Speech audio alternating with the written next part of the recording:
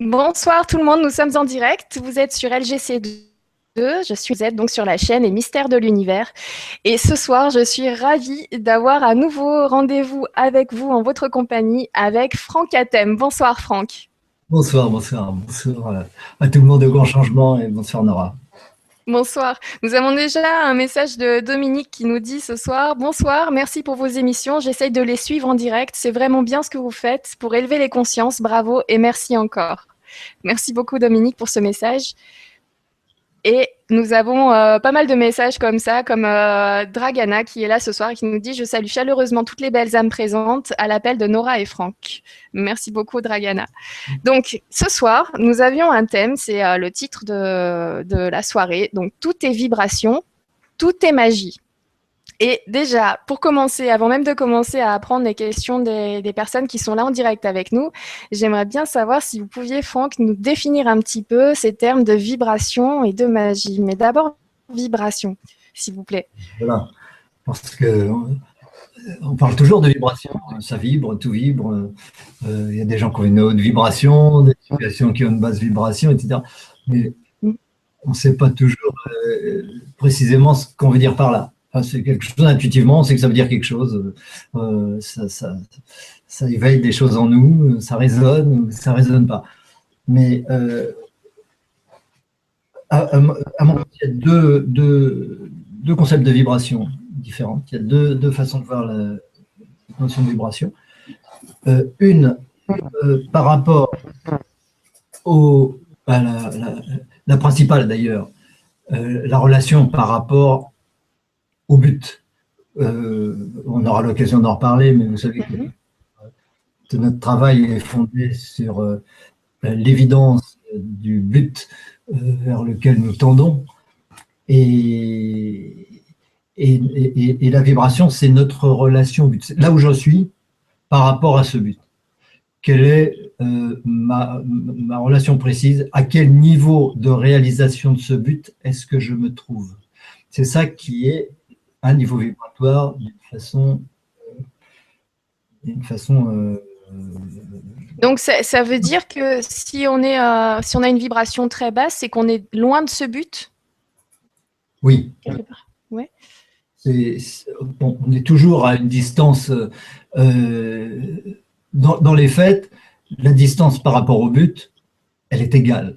Elle est toujours infinie. Donc, on ne peut pas dire d'une façon objective ce genre de choses. Mais dans la relativité entre deux états de conscience, deux états quelconques, là, il y a effectivement une différence, un différentiel, et c'est cela qui nous fait ressentir qu'on interprète ce terme vibratoire. D'accord. Et oui, donc finalement, la distance, on peut pas l'imaginer, mais on tend tous vers ce but et à s'élever en vibration pour atteindre ce but. Ce but, c'est quoi?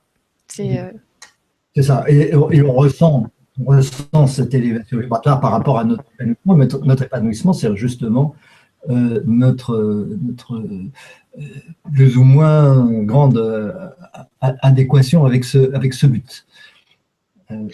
Et peut-être, oui, avant de répondre à qu'est-ce que c'est ce but, si on peut revenir encore sur ce terme de vibration, je voulais savoir, est-ce qu'on peut faire des choses dans la vie de tous les jours pour, est-ce qu'il y a des choses faciles à faire déjà pour s'élever en vibration, Des choses faciles, oui, il y a des tas de choses qui sont extrêmement utiles pour s'élever en vibration.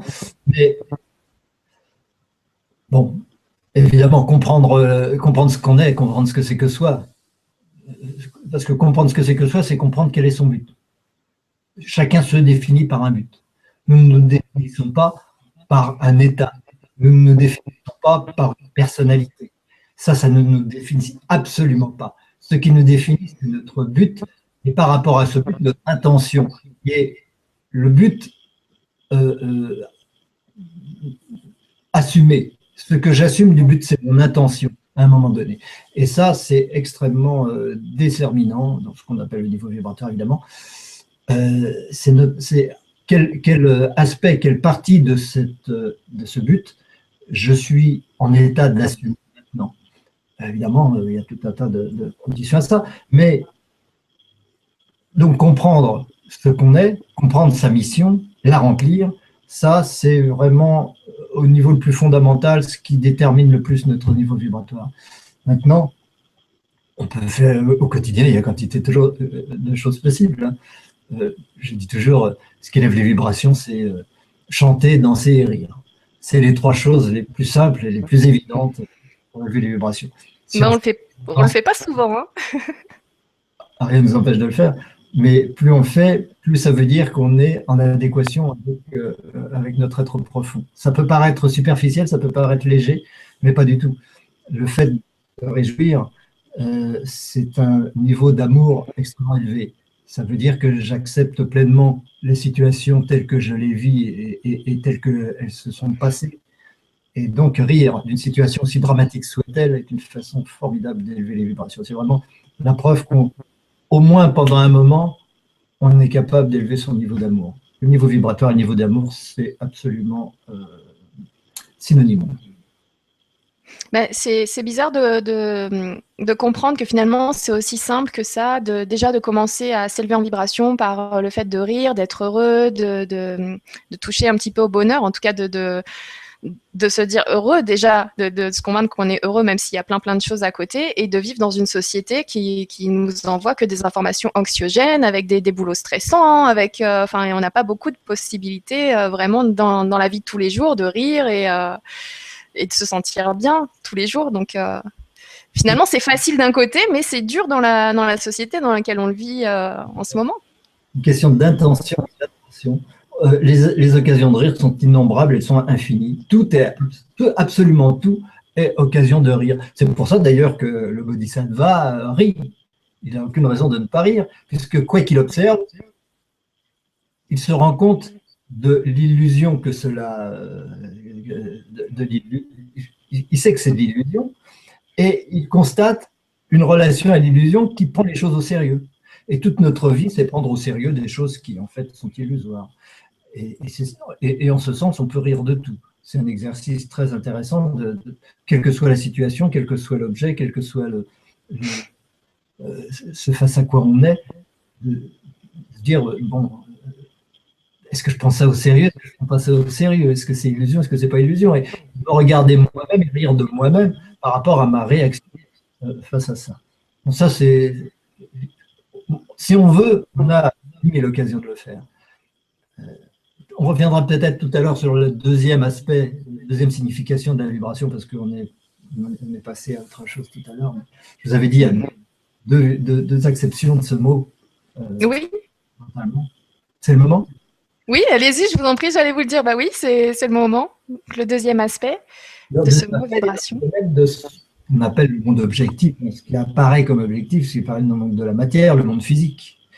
Et là, pour comprendre ça, il faut rentrer un peu dans le détail de la compréhension de ce que c'est qu'un atome, de ce que c'est qu'une particule, de ce que c'est que l'univers et tout ça. Donc c'est un peu plus délicat. Disons que peut-être la prochaine fois, si on parle de l'univers, on aura l'occasion de d'écrire ça et d'expliquer ça de façon plus évidente, parce qu'en 2 minutes, c'est pas très facile. Mais vous comprendrez dans l'approche que nous exposons, un atome, un système planétaire, une galaxie, tout cela est constitué de particules. Et ces particules sont des aimants complets munis de leurs 2 polarités magnétiques. Pour nous, il n'existe que le magnétisme dans l'univers, et c'est le magnétisme est la seule énergie qui puisse s'expliquer à partir du but, et du seul but qui puisse se discerner dans l'être et dans l'univers. L'énergie magnétique est la seule énergie qui puisse se justifier. Je sais que la physique aujourd'hui fait appel à 4 champs d'énergie, la gravitation, l'énergie magnétique, la force, l'électromagnétisme, la force forte et la force faible. Mais bon, pour dire que cela se réduit à une seule énergie, qui est l'énergie magnétique, qui est la seule qu'on puisse expliquer à partir de rien. Donc, une fois qu'on a compris ces choses-là, on a compris que toutes les particules et toutes les planètes, etc., ont 2 pôles magnétiques, un nord, un sud, et ne sont jamais des particules à charge positive ou à charge négative, comme les protons et les neutrons. Ça, c'est une invention de Maxwell, 1878. Mais on en est resté là, il a dit, mais c'est pas comme ça. Le monde ne peut pas fonctionner de cette façon-là. On s'en expliquera à l'occasion. Mais ce qui compte, c'est de comprendre que si chaque particule est un aimant, eh bien, elle tourne sur elle-même parce que c'est des aimants. Si ce n'était pas des aimants, elle ne tournerait pas. La Terre ne tournerait pas sur elle-même si elle n'était pas un aimant. Le Soleil ne tournerait pas si elle n'était pas un aimant. Ça, on explique dans le livre que je vous ai montré l'autre jour, et l'univers fut. Oui. Pourquoi tout tourne et pourquoi les systèmes planétaires se mettent en route. Bon, on l'expliquera à l'occasion, dans une vibra-conférence, je pense. Mhm. Ce qui est important, c'est de comprendre qu'un aimant tourne. Lorsqu'un aimant tourne sur lui-même, il émet alternativement un champ nord, un champ sud, un champ nord, un champ sud. Ce champ nord et ce champ sud alternent à un certain rythme, à une certaine vitesse, en fonction évidemment de la vitesse de rotation du noyau de cette particule, du noyau de cette planète. Mhm. Et donc, ressenti par une autre galaxie, où le rythme de rotation des particules, parce que dans une galaxie, toutes les planètes, toutes les masses tournent à la même vitesse de rotation au niveau de leur noyau, ce qui ne veut pas dire qu'à leur surface, elles tournent à la même vitesse. Dans le système solaire, on voit plein de planètes qui tournent à des vitesses différentes, mais leurs noyaux tournent tous en 24 heures, ou en 12 heures, ou en 48 heures, avec des déphasages comme ça, mais elles sont toutes synchronisées magnétiquement. Sinon, elles ne s'attireraient pas, il n'y aurait pas de gravitation, et sinon, il n'y aurait pas de rotation, il n'y aura pas de mouvement, il n'y aura pas de solidité des systèmes, ni atomiques, ni planétaires. Donc, bon, c'est un peu complexe, mais ce qui compte, c'est de comprendre que toutes ces planètes, toutes ces particules tournent sur elles-mêmes, parce que c'est du magnétisme, et le fait de tourner fait qu'elles alternent leur champ nord et leur champ sud. Et lorsque une autre galaxie donc, pourrait avoir un autre rythme de rotation, au niveau de toutes ces planètes, évidemment, de toutes ces étoiles, un autre rythme, eh bien, la différence entre ces vitesses de rotation, c'est cela qui est ressenti par chaque galaxie comme une différence vibratoire. C'est toujours la relativité entre le ressenti entre ma façon, mon rythme de fonctionnement et le rythme d'une autre galaxie, que ce soit une autre personne, Oui. un atome, peu importe, c'est cette différence qui fait qu'il y a une différence vibratoire.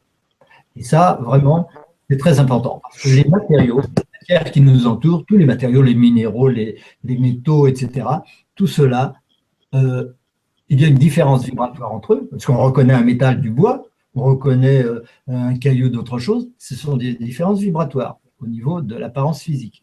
Ces différences vibratoires sont exclusivement liées à la vitesse de rotation des particules qui les constituent. Et donc, on peut les distinguer les unes des autres. On a des immenses ensembles, les vitesses de rotation sont les mêmes, et d'autres ne sont pas les mêmes. Et lorsqu'ils sont les mêmes, ils peuvent se mélanger, ils peuvent s'unir, ils peuvent se souder, etc. Et quand ils ne sont pas les mêmes, ils s'ignorent, ou ils ont des relations différentes. C'est comme les êtres humains, c'est exactement la même chose. Tout cela fonctionne strictement selon le même principe. C'est ce que j'allais vous demander, oui. Donc, on peut transférer ça, enfin, mettre ça par rapport à nous, et dire que nous aussi, nous avons notre noyau interne qui est identique en fait avec le noyau de tout le monde, sauf que à la surface, et ben en fait, on a une différence vibratoire suivant la vitesse de rotation des particules qui nous entourent. C'est ça, très bien. C'est raison. C'est bien ça. Le cœur de notre être est un. Il n'y a pas de différence. D'ailleurs, on en parlait la dernière fois. Oui, c'est ça. De séparation entre la source de conscience et la source d'amour en chacun de nous. Cela est strictement identique. C'est le même. C'est ressemble. C'est pas qu'ils sont semblables. C'est que c'en est un seul, chacun. Donc, il n'y a pas de différence vibratoire au fond de notre être. Par contre, plus on va vers la surface et vers la superficialité de l'être, plus il y a de différences. Et ces différences, évidemment, c'est au niveau des égos que les contacts et les heurts peuvent se produire, parce qu'il y a des différences et des incompatibilités. Et oui. Oui, donc vous pensez qu'on est attiré par des personnes qui ont la même énergie exactement pareille que nous, enfin c'est cette énergie extérieure, ou alors ou alors on va prendre des personnes qui ont justement un taux vibratoire un petit peu décalé, soit en plus, soit en moins, pour travailler quelque chose, ou ça se fait comme ça en fait, les rapprochements entre les gens? Les rapprochements se font pour différentes raisons, mais toujours avec pour objectif de se rapprocher du but. Alors, le moyen qu'on utilise pour se rapprocher de son but varie. Il y a une quantité de façons différentes d'aller vers son but et de se réaliser, de s'épanouir. Mais il y a plusieurs façons d'y aboutir. Et effectivement, d'une façon naturelle, on va être en synchronisme entre des personnes qui ont le même niveau vibratoire, le même rythme de vie, la même façon de fonctionner, la même sensibilité, etc. Tout ça, c'est parce qu'elles se situent dans une tranche assez proche, bien sûr. Et donc, il y a forcément des atomes. Dans ce cas-là, c'est le cas de le dire. Oui. Mais également, il y a des raisons qu'on peut dire entre guillemets karmiques, qui sont mes habitudes de fonctionnement. Mes habitudes de fonctionnement au niveau de l'ego, ils exigent… Attendez, je vous coupe la parole. Juste si vous pouviez définir ce terme de karma que j'ai du mal à intégrer. Qu'est-ce que c'est? Parce que là, vous rentrez dans le détail du karma, mais qu'est-ce que c'est que ce karma? C'est ce qu'on a vécu. C'est des actions qu'on a commises depuis maintenant, hier, depuis notre naissance, depuis avant notre naissance, depuis toutes les existences que nous avons pu avoir. Ce sont nos expériences, positives ou négatives? Nos actions. C'est nos actions, c'est-à-dire la manifestation de nos intentions. Une action est toujours la manifestation d'une intention, et c'est l'intention qui manifeste le fait d'être plus ou moins en harmonie avec le but de l'univers. Donc, ce sont ces intentions qui nous poussent à agir de telle ou de telle façon. Et évidemment, puisque le but nous tire en avant d'une façon inexorable, si je m'éloigne un peu à gauche, je vais être obligé de me ramener vers la droite pour me rapprocher du but. Si je m'éloigne vers la droite, je vais être obligé de me ramener vers la gauche. Et donc, c'est ça qu'on appelle le karma. C'est les conséquences, les causes à effet, les conséquences de nos actions, entre guillemets, passées. Donc, ces raisons karmiques, ces habitudes de fonctionnement de l'ego, justifient que pour rétablir un certain équilibre, c'est-à-dire se rapprocher de ce qui nous est commun à tous, de ce cœur de nous-mêmes qui est commun, qui est notre but. On est là pour revenir à cette unité, à cette unicité et s'apercevoir qu'on n'est pas du tout ce qui est superficiel en nous, ce qui est l'ego, mais qu'on est en fait ce qui nous est commun à tous. Bien, pour revenir à ce sentiment-là, il faut passer par des expériences. Et pour passer par des expériences, évidemment, on a besoin d'agir, de rencontrer certaines personnes, d'avoir un certain type de relations, un certain type de conflits, un certain type de choses comme ça. Et donc, c'est une deuxième raison d'être attiré par des personnes. Les deux existent, les deux sont absolument indispensables. D'accord. Donc, on peut avoir un très bon feeling avec quelqu'un, mais c'est peut-être pas pour notre bonheur sur l'instant, mais plutôt pour apprendre, expérimenter quelque chose et continuer à évoluer pour le futur et pour atteindre ce but. Et d'ailleurs, j'allais vous poser une question, mais je crois que vous venez d'y répondre. Je voulais savoir si on avait tous le même but. Et vous venez de dire qu'en fait, c'était un but qui nous unissait tous. C'était le but final, c'est de se retrouver, enfin de prendre conscience de l'un. Être soi-même, c'est notre but à tous, bien sûr. On part tous d'une situation qui est une personnalité, un ensemble de souvenirs, un ensemble de passé, etc. C'est cette personnalité. Mais à partir de là, on a tous vocation à devenir nous-mêmes, parce que nous ne sommes pas cette personnalité. Mais une fois que nous sommes nous-mêmes, ça veut dire que nous sommes un avec tous les autres. Donc, pour certaines raisons, on aura aussi peut-être l'occasion de faire une vibra-conférence sur l'ego et le soi pour distinguer les deux et comprendre ce que c'est que l'un, ce que c'est que l'autre et d'où ça vient. Pourquoi il y a un ego, pourquoi il y a le soi, pourquoi il y a tout ça, pourquoi il y a la conscience. C'est fondamental, c'est le plus important, mais bon, on ne peut pas entrer tout de suite dans ce genre d'abstraction. Et donc, lorsqu'on s'épanouit, lorsqu'on se réalise, évidemment, on devient de plus en plus ce qui nous est commun à tous. Donc, on va effacer petit à petit cet ego. Il en restera toujours un, mais on va se rapprocher de ça. C'est ça, s'épanouir, c'est ça, se réaliser. Donc, si on a tous le même but dans ce sens-là. On est tous en train d'aller vers le même centre. Maintenant, nous avons des façons différentes. Chacun d'entre nous est une façon d'aller vers ce centre. D'accord. On va juste, faut juste que je dise qu'il y a un petit souci technique d'après ce que je lis dans les commentaires. Le son, alors je pensais que c'était que pour moi, mais le son coupe quand vous parlez. Il y a des petites coupures de son. Est-ce que par hasard, vous auriez un micro-casque dans le coin à brancher ou pas? Non, mais je pense Non? pas que ça. D'accord. Je pensais que c'était que de mon côté, comme la dernière fois. Donc, ben, je pense que, enfin voilà, au niveau de la vidéo, en tout cas, moi, j'arrive à vous comprendre, malgré les petites baisses de son. Enfin, ce ne sont pas des coupures, c'est qu'à un moment, le son est fort, le son est plus bas après, mais j'arrive très bien à vous comprendre. Donc, je pense que pour la vidéo, ça s'enregistrera avec un son propre tout du long. Comme à chaque fois, on a des belles surprises quand on revisionne la vidéo. Je voulais prendre le temps juste de vous poser une ou deux questions des personnes qui sont déjà là, parce qu'il y en a énormément. Donc, je pense que si je profite pas du fait de vous en poser une ou deux au cours de votre développement, on n'y arrivera pas.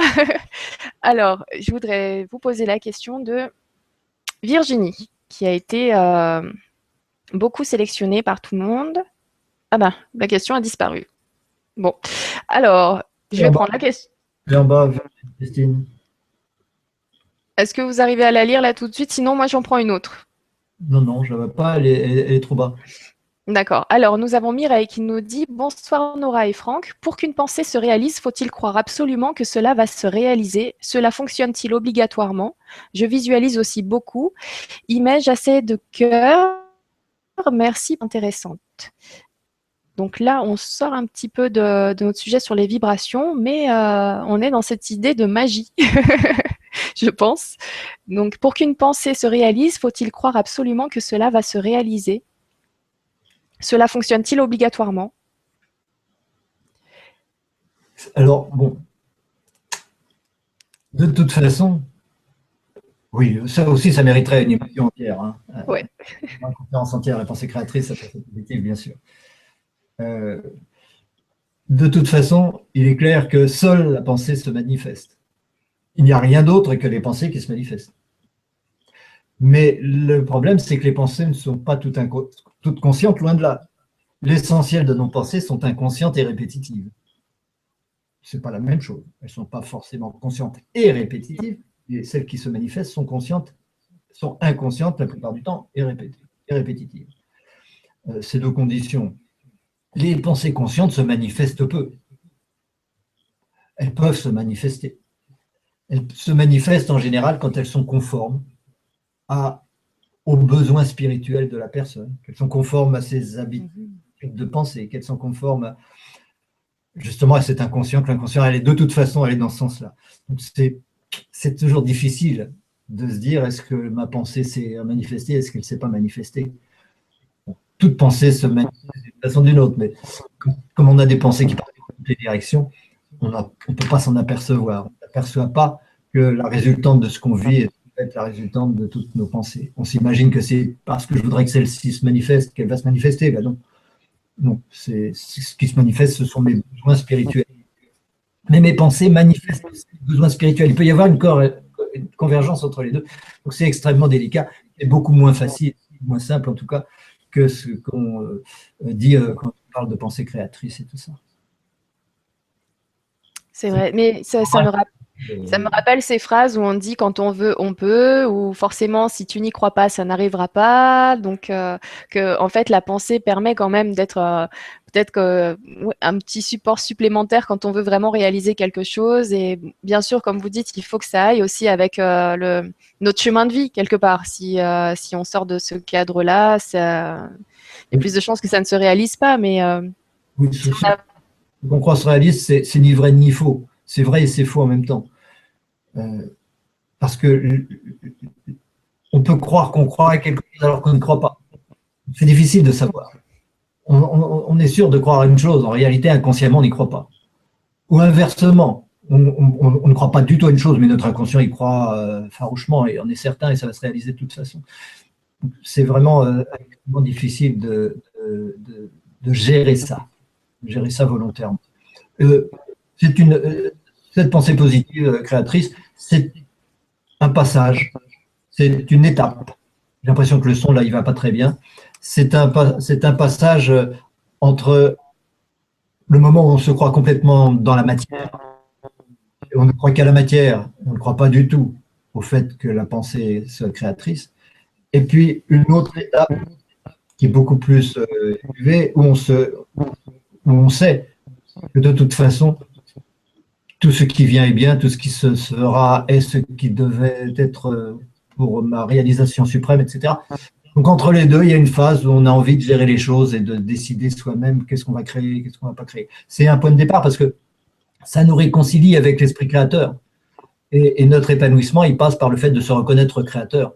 Le problème, c'est que le jour où on va se reconnaître créateur, on se apercevra qu'on est créateur du soleil et des étoiles, et pas seulement du fait de trouver une place de parking. On m'a entendu? En effet. Oui, parfaitement. Bon. Alors, je suis désolée tout le monde parce que ma souris, il y a un petit bug sur l'écran. Donc, je sélectionne une question, elle ne monte pas en haut, elle reste là. Donc, je ne peux pas sélectionner, mais je vais lire quand même les questions comme ça. Nous avons ce soir Iskander qui nous dit bonsoir Nora et Franck Hatem et à tous. Pouvez-vous nous parler de l'énergie cosmique qui déferle sur notre système solaire et pourquoi elles viennent maintenant? Alors, pourquoi elles viennent maintenant? Pourquoi elles ne viennent que maintenant? Peut-on s'éveiller sans cette énergie d'ailleurs? Est-ce un calendrier? Merci. Oui, mais c'est tout sauf une énergie d'ailleurs. C'est une énergie d'ici. C'est nous qui l'attirons. Si elle vient, c'est parce que nous la demandons. Mais nous la demandons inconsciemment.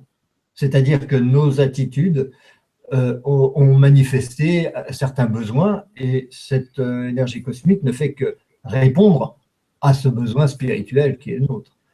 Et ne peut pas ne pas y répondre et ne peut y répondre que ce dont on a besoin. C'est inévitable, c'est automatique. C'est l'époque, c'est maintenant. Puis voilà, on ne peut pas ne pas y passer. Alors, est-ce qu'on peut s'épanouir sans?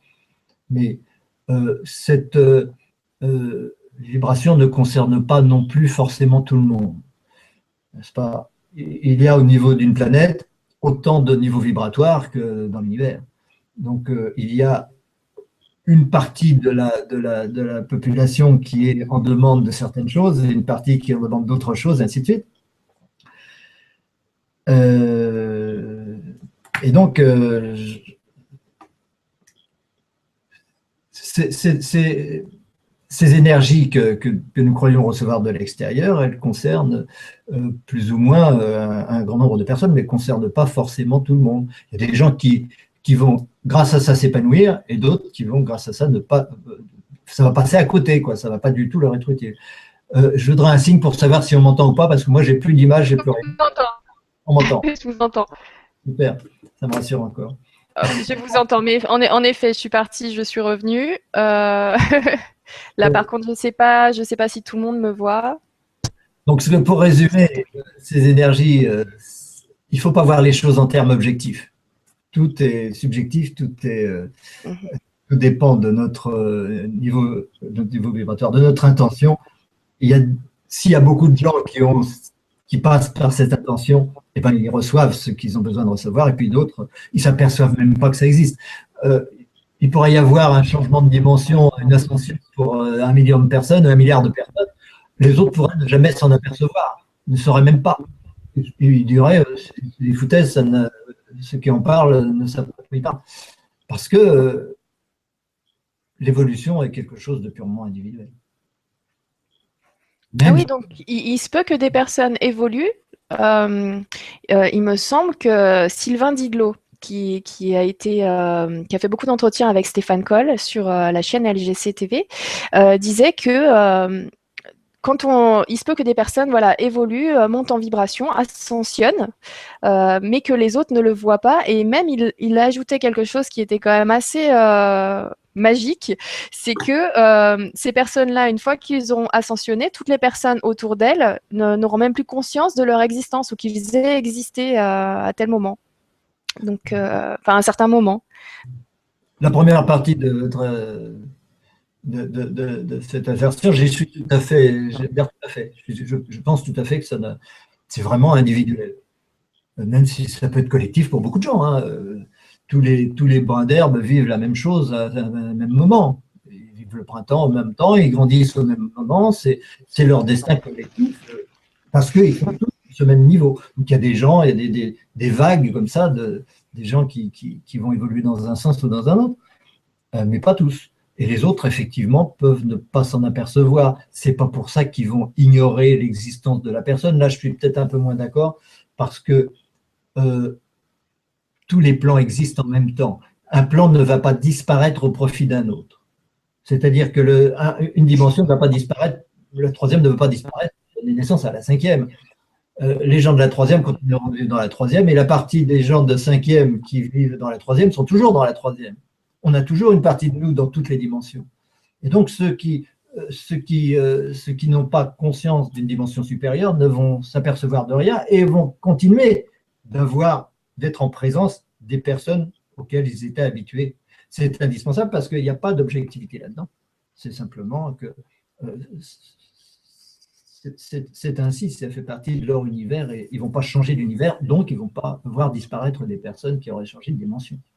Mais elles se diront, j'ai changé de dimension, et elles verront toujours ces personnes, mais elles les verront dans la troisième dimension. C'est-à-dire que, de même que nous, en tant qu'êtres humains, nous voyons les animaux, les végétaux, les minéraux, eux, ne voient pas les végétaux ne voient pas les animaux, et a fortiori, les végétaux ne voient pas les humains, mais ils en perçoivent quand même l'existence, comme nous percevons l'existence des anges, des archanges, etc., sans les voir. Par contre, eux, ils voient, parce que nous sommes leur passé. Et donc, comme les minéraux, les végétaux, les animaux sont notre passé, nous les voyons. Et donc, les gens de la cinquième dimension verront tout à fait les gens de la troisième. Ça n'empêche pas qu'ils seront dans une autre dimension. D'accord. C'est ce que je veux dire. La pyramide de l'évolution, elle est aussi décrite dans l'univers FU, hein, dans le grand livre de... Oui, vous l'avez sous la main peut-être, qu'on revoit la pochette. J'en profite pour rassurer tout le monde. Finalement, le petit bug que j'ai eu qui m'a fait partir et revenir a arrangé tous mes problèmes d'ordinateur. Donc, je vais pouvoir sélectionner les questions. Voilà la bébête. Voilà. Je ne sais pas quelle page, mais je parle beaucoup de pyramide de l'évolution. Oui, il y a beaucoup de réponses dans ce livre. Tout ce que vous développez se trouve à l'intérieur de ce livre. La grande partie. Le but, la raison pour laquelle il y a un univers, la raison pour laquelle nous avons une conscience, et comment ça fonctionne, d'où ça vient, d'où vient la conscience, comment cette conscience se manifeste comme énergie magnétique et comment cette énergie magnétique se manifeste sous forme d'atomes et de systèmes planétaires, c'est la seule théorie qui puisse l'expliquer, bien entendu, à l'heure actuelle. D'accord. Dans d'autres civilisations, il y en a eu 10 000 fois, mais en tout cas, dans notre monde, c'est la seule explication de l'origine de l'univers à partir du néant, à chaque instant. C'est pour ça d'ailleurs qu'on fait un séminaire le 10 là-dessus, sur la création perpétuelle. Qu'est-ce que c'est que ce processus de création perpétuelle de l'univers, qui est notre univers en réalité? C'est le 10 mai, oui. Le 10 mai, oui. D'accord. Donc, on peut retrouver la date sur votre site internet, du coup. J'espère. Ça serait bien. Allez jeter un coup d'œil. Sur le vibratoire spécialement. Hein. On fera aussi, là vous pourrez rentrer dans le détail, on aura toute la journée pour ça, parler des vibratoires, ce que c'est que les vibrations, comment ça fonctionne, comment on les utilise aussi au quotidien, comment on peut l'utiliser, les vibrations des couleurs, les vibrations des pendules, les vibrations des nombres, que tous les nombres sont des vibrations. Et il faut comprendre pourquoi un nombre est une vibration, tout le monde le sait. Il y a plein de gens qui disent un nombre c'est une vibration, mais pourquoi? Qu'est-ce qui fait qu'un nombre a une vibration? C'est extraordinaire et c'est très important de le comprendre. Une fois qu'on l'a compris, on peut savoir quoi faire avec, on comprend en tout cas que c'est efficace, que c'est utile. C'est utile parce que grâce aux longueurs d'onde, parce qu'une vibration c'est une longueur d'onde, c'est la même chose, hein, l'alternance des pôles c'est une longueur d'onde. Le nord, le sud, plus ou moins vite, moins rapide, donc les couleurs de plus en plus qui ont une vibration de plus en plus élevée, toutes ces vibrations sont toutes indispensables, elles existent toutes, elles sont toutes en relation les unes avec les autres, et de façon fractale d'ailleurs, c'est-à-dire que chacune contient toutes les autres. Oui. Mais ce qui compte, c'est de savoir que lorsque je me situe à un niveau vibratoire, lorsque je me situe dans une longueur d'onde, à un certain point de vue. Évidemment, je peux avoir en moi plusieurs attitudes selon les circonstances. Je peux avoir une longueur d'onde au niveau sexuel, je peux avoir une longueur d'onde au niveau philosophique, je peux avoir une longueur d'onde au niveau politique, je peux avoir des longueurs d'onde à tout niveau, au niveau de ma relation avec mes amis, ma façon de manger, tout ça. On n'est pas monolithique à ce niveau-là, mais globalement, on a quand même une longueur d'onde que nous transportons avec nous. Eh bien, par exemple, en numérique… Oui, dites-moi. Dire, c'est que par rapport à ces différentes longueurs d'onde qui me caractérisent à un moment donné, qu'on trouve aussi en numérologie. C'est ce que j'allais vous dire, en numérologie, du coup. Eugénie Rozek a introduit en France, elle a beaucoup développé cette numérologie vibratoire, et il y a ces vibrateurs aussi que Lucie Nollet au Québec a créé. D'ailleurs, je crois que Julien en a parlé, il a été formé à cette numérologie vibratoire. Et donc, oui, Julien qui est avec nous sur la chaîne LGC TV, donc qui fait les Vibra-conférences en compagnie Stéphane Coll et Gwenoline sur LGC TV. Donc Julien, vous connaissez Julien, vous connaissez son travail. Oui, on a travaillé un peu ensemble. Enfin bon, c'est vrai que il est important d'être accrédité pour pouvoir enseigner ce genre de choses. Mais donc, au niveau vibratoire, au niveau des nombres, comme au niveau grâce aux nombres, grâce aux couleurs, grâce à tout ça, on peut compenser certaines longueurs d'onde. Disons qu'une longueur d'onde peut toujours être compensée par une autre longueur d'onde. Par exemple, au niveau physique, la radioactivité peut être compensée par le magnétisme, parce que la radioactivité, c'est dans notre dimension la longueur d'onde la plus rapide, alors que le magnétisme, c'est la longueur d'onde la plus basse. Et quand on les met en contact, le magnétisme va annuler la radioactivité. Donc ça, c'est une clé extrêmement importante pour se protéger par rapport à certaines choses. Mais au niveau psychologique, même chose. J'ai une tendance à la colère qui correspond à un certain niveau vibratoire. Eh ben, je peux chercher à quelle longueur d'onde ça correspond, et chercher dans toute la panoplie, soit des couleurs, soit des nombres, soit autre chose, la longueur d'onde antidote, en quelque sorte, qui va compenser cela et qui va permettre de réharmoniser la chose. Et donc changer nos relations avec les gens, changer les situations, changer tout ça. Parce qu'une fois que j'ai acquis, à condition de le vouloir, à condition d'avoir l'intention claire de vouloir changer, si je veux défendre mon ego, c'est fini, ça ne servira à rien. Mais si j'ai l'intention réelle d'évoluer vers mon but, que j'ai compris, c'est très important de faire de la métaphysique théorique avant de faire de la métaphysique opérative. Ces sciences vibratoires, c'est ce que j'appelle la métaphysique opérative. Alors que ce dont on parle, quand on parle des atomes, quand on parle de l'origine de l'univers, de l'énergie, de l'espace-temps, tout ça, c'est de la haute métaphysique, pas de la métaphysique opérative, c'est de la théorie, si vous voulez. Donc au niveau opératif, il y a toute une panoplie d'actions possibles pour compenser les problèmes que l'on peut rencontrer dans notre vie, qui ne font que manifester nos intentions, manifester notre niveau vibratoire, etc. Donc une vibration peut toujours être annulée, compensée par une autre vibration. Encore faut-il savoir les discerner. Donc ça et savoir les utiliser, et savoir en tirer profit. Donc là aussi, on fera toute une formation d'ailleurs qui aura lieu donc le dimanche 7 juin, également en région parisienne.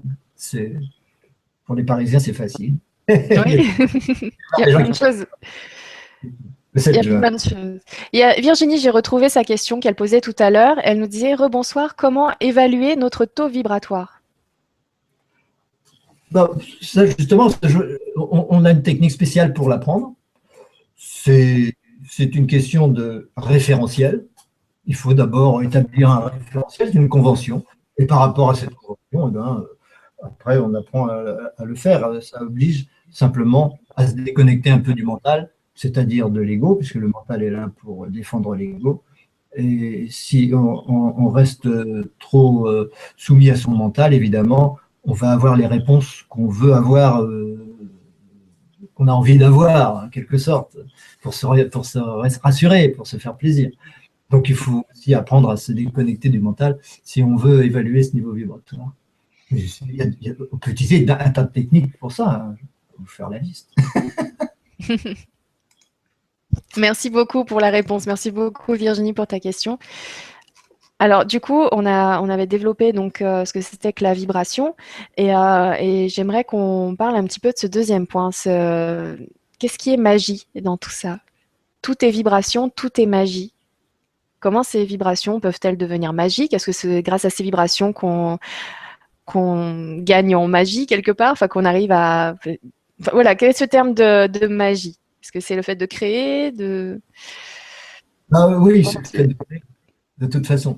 Euh, le fait de créer est la manifestation d'un niveau vibratoire. Parce qu'on crée sur tous les niveaux en même temps. Mais on ne s'en aperçoit pas parce qu'on est branché que sur un seul de ces niveaux. On est branché sur une vibration, sur une longueur d'onde, sur une dimension. Et on crée sans le vouloir et sans le savoir. On ne s'en rend pas compte qu'on est créateur. Personne ne peut se rendre compte qu'il est créateur. On peut faire des exercices, des pensées répétitives, des visualisations, ce qu'on veut, pour se dire je vais réussir à créer ma place de parking.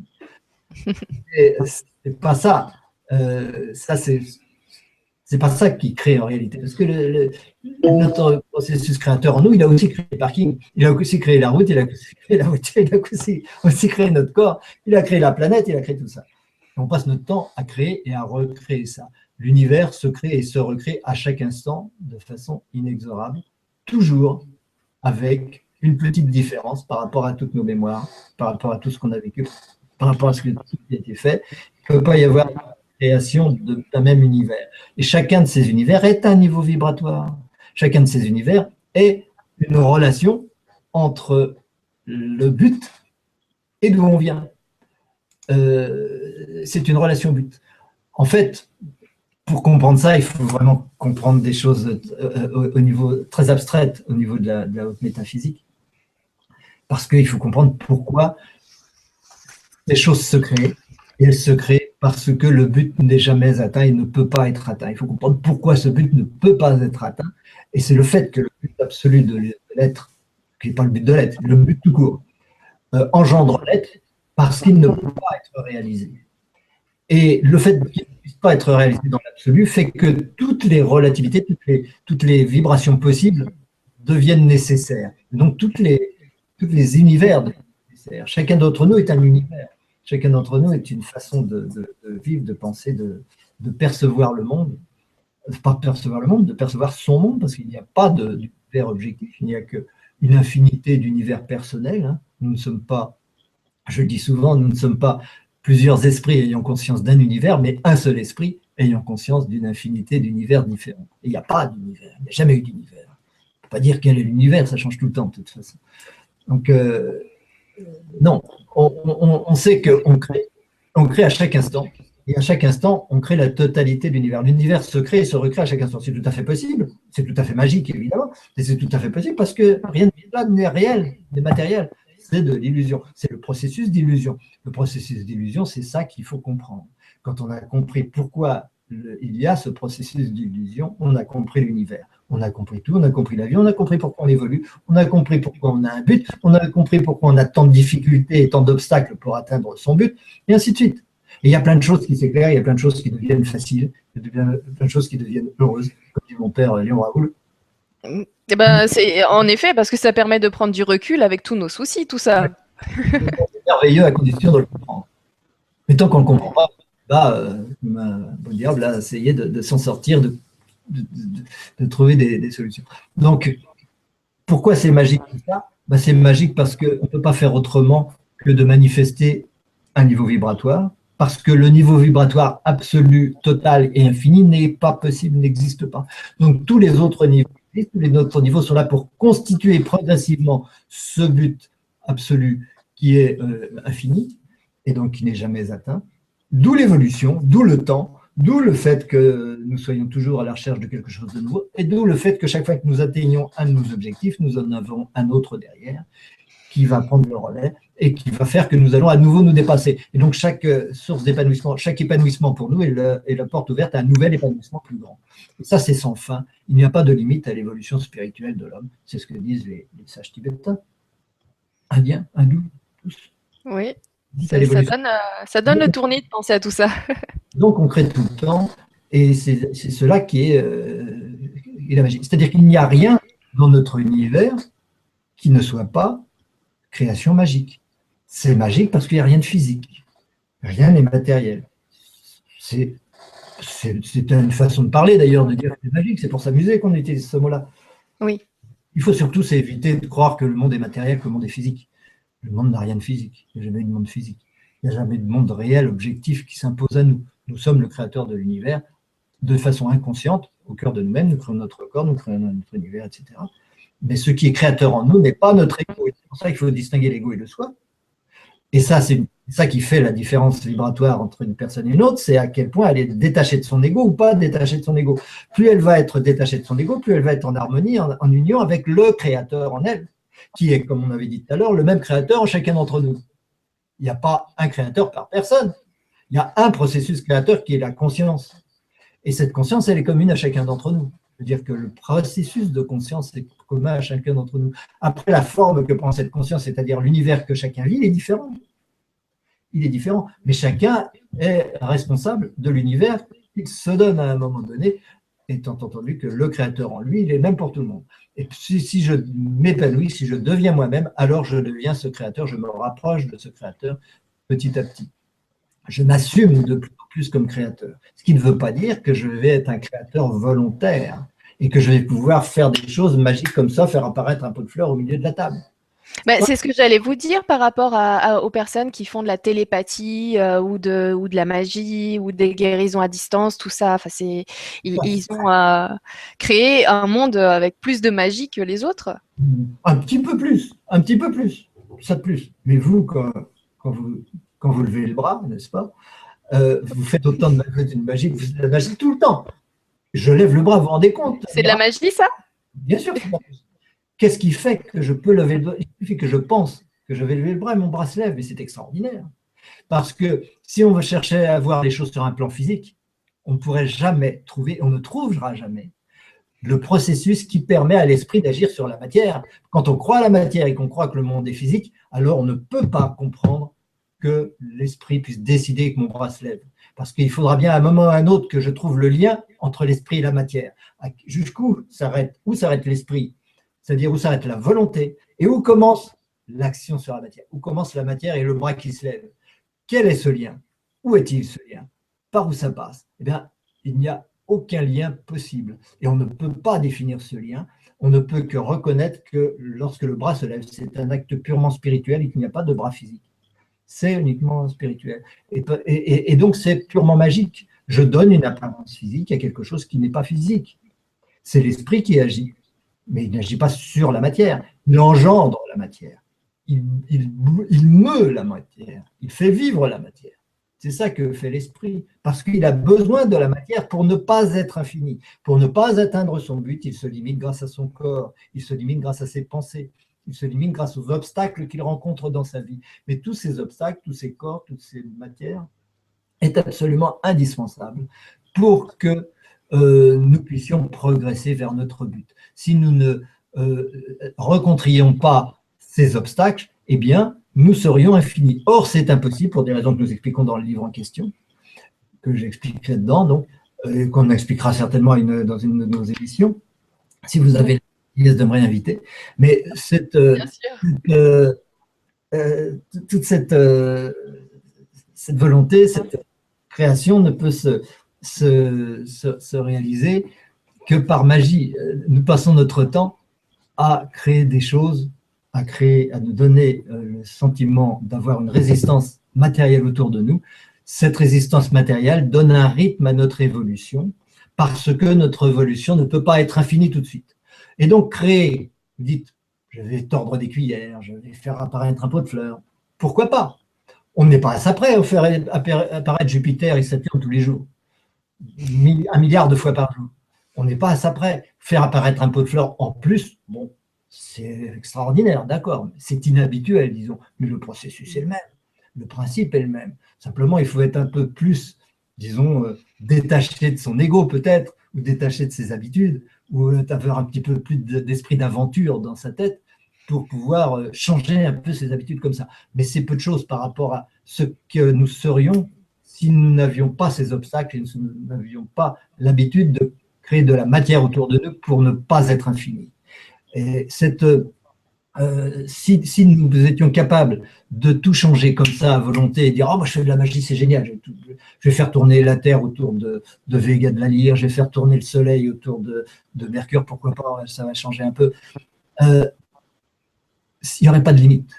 Et s'il n'y avait pas de limite, ça voudrait dire que je suis infini. Or, je ne peux pas être infini. L'être est la manifestation du fait que l'infini est impossible. C'est fondamental. Quand on a compris ce que c'est que l'infini, quand on a médité suffisamment sur ce processus, sur ce qu'est la notion d'infini, on comprend l'être, on comprend pourquoi il y a la conscience. Et justement, le fait de ne pas être infini, le fait de se limiter, la matière étant le moyen pour la conscience de se limiter, le moyen pour la conscience de ne pas être infini. Et donc, nous ne pouvons pas être des magiciens absolus.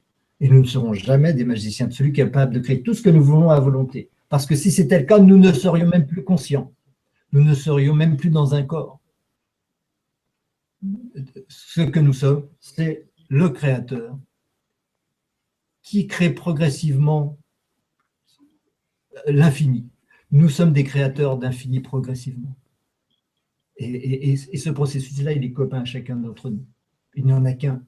Nous sommes chacun une façon différente d'aller vers l'infini. Nous sommes une étape différente pour aller vers l'infini. Et c'est ça qui fait que les nombres sont vibratoires. Je vous disais tout à l'heure, les nombres sont vibratoires, tout le monde le dit, mais personne ne sait pourquoi. Mais les nombres sont vibratoires simplement parce qu'ils sont tous énergie. Et pourquoi ils sont énergie? Parce qu'il y a un but, parce qu'ils vont tous vers le but, c'est-à-dire que le 3 a besoin de devenir le 4 a besoin de devenir le 5, mais le 3 s'oppose au 4 parce qu'il ne veut pas devenir infini. Pour ne pas devenir infini, il faut qu'il évolue de façon très progressive. Et donc, il a l'impression d'un rythme, il a l'impression de résistance extérieure. Et la matière, c'est cette résistance extérieure. C'est cette impression de résistance extérieure qui n'est qu'une sensation. C'est pour ça que tout l'univers n'est que sensation. C'est pour ça que tout l'univers n'est qu'illusion. C'est la résistance spirituelle au fait que j'ai tendance à être infini. Mon but, c'est l'infini. Mais je ne peux pas le devenir. L'infini n'est jamais atteint, donc il y a toujours une résistance. Et c'est là où se trouve cette résistance entre ma volonté d'aller vers l'infini et l'impossibilité d'être infini que se trouve la particule atomique. La particule atomique, c'est ça. Donc, si j'ai un corps, c'est parce que je ne veux pas être infini. Je ne peux pas être infini.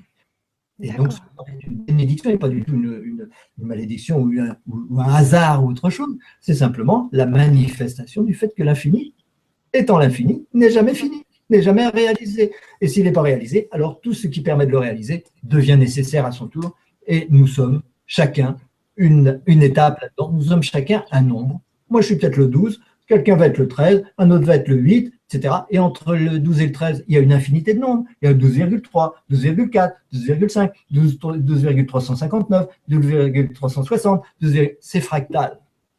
Mais à chaque fois, c'est la conscience. Chaque nombre est conscient, chaque nombre a un but, chaque nombre veut aller vers l'infini, mais il ne le sait pas. Le but n'est jamais conscient, il ne le sait pas, mais il sait que pour aller vers l'infini, il faut qu'il passe par le 4. Donc il va être amoureux du 4. Mais en même temps, il va être en conflit avec le 4 parce qu'il a son ego qui va l'empêcher d'être le 4. Parce que s'il était le 4, il y aurait 2 4, ça ne va pas. Dans l'infini, il ne peut pas y avoir 2 fois le 4. Il peut y avoir qu'une fois le 3, une fois le 4. Donc le 3 va rester le 3, le 4 va rester le 4. Et un jour, il changera de dimension, il dira « je suis le 4, c'est merveilleux ». Mais le jour où il sera le 4, ça voudrait dire que le 3, il existe encore. C'est pour ça que je vous ai dit avec tout à l'heure que même si nous changeons de dimension et qu'une part importante de l'humanité change de dimension, les gens de l'ancienne dimension resteront là. Ils seront toujours là. Comme aujourd'hui, les animaux sont toujours là. Ce n'est pas parce que nous sommes des hommes que les animaux n'existent plus. Ils existent toujours. C'est nous. C'est notre passé. Notre passé existera toujours sous cette forme-là. Et c'est pourquoi. Et nous serons toujours, nous continuerons à croire que nous évoluons d'une étape à l'autre. Quand nous aurons fini d'être des humains et que nous aurons assez nourri et assez évacué tout ce karma dont on parlait tout à l'heure, eh bien nous passerons à une autre étape au-delà de l'humain, un homme nouveau. Et on en parlera aussi dans le séminaire sur le vibratoire, de cet homme nouveau, de ce que va devenir l'être humain lorsqu'il aura évacué tous ces besoins d'être humain. Et il passera à autre chose parce qu'il n'aura plus besoin d'être un être humain. Mais les humains existeront encore. Ils ne disparaîtront pas pour autant. Tous ces nombres existent et ils existeront toujours. mais chacun est une énergie, chacun est une vibration, parce qu'il est en relation dualiste avec les autres. Et c'est important de se dire ça. Tout niveau vibratoire est toujours dualiste, parce que tout ça, c'est l'énergie magnétique attractive et répulsive, c'est toujours conscience et amour, séparation et unification, yin-yang, ce que vous voulez. Tout niveau vibratoire est à la fois attractif et répulsif. Il est attractif par rapport aux autres nombres qui le dépassent, parce qu'il a besoin de devenir quelque chose de plus, de se rapprocher de son épanouissement vers l'infini, mais en même temps, il est répulsif, parce qu'il a besoin de rester ce qu'il est, parce que ce nombre est indispensable pour que l'infini soit. Il est indispensable pour que l'infini devienne, plus exactement, parce que l'infini n'est jamais réalisé. Mais chaque nombre est nécessaire. Donc en même temps, nous avons besoin d'être nous-mêmes, et en même temps, nous avons besoin de nous unir à l'autre. Et bien, c'est ça toute la problématique de l'amour et de la sexualité et de tout le reste. Je veux m'unir à l'autre, mais il y aura toujours mon corps qui m'en empêchera. Parce que le corps est là pour m'empêcher d'être en fusion avec l'infini extérieur.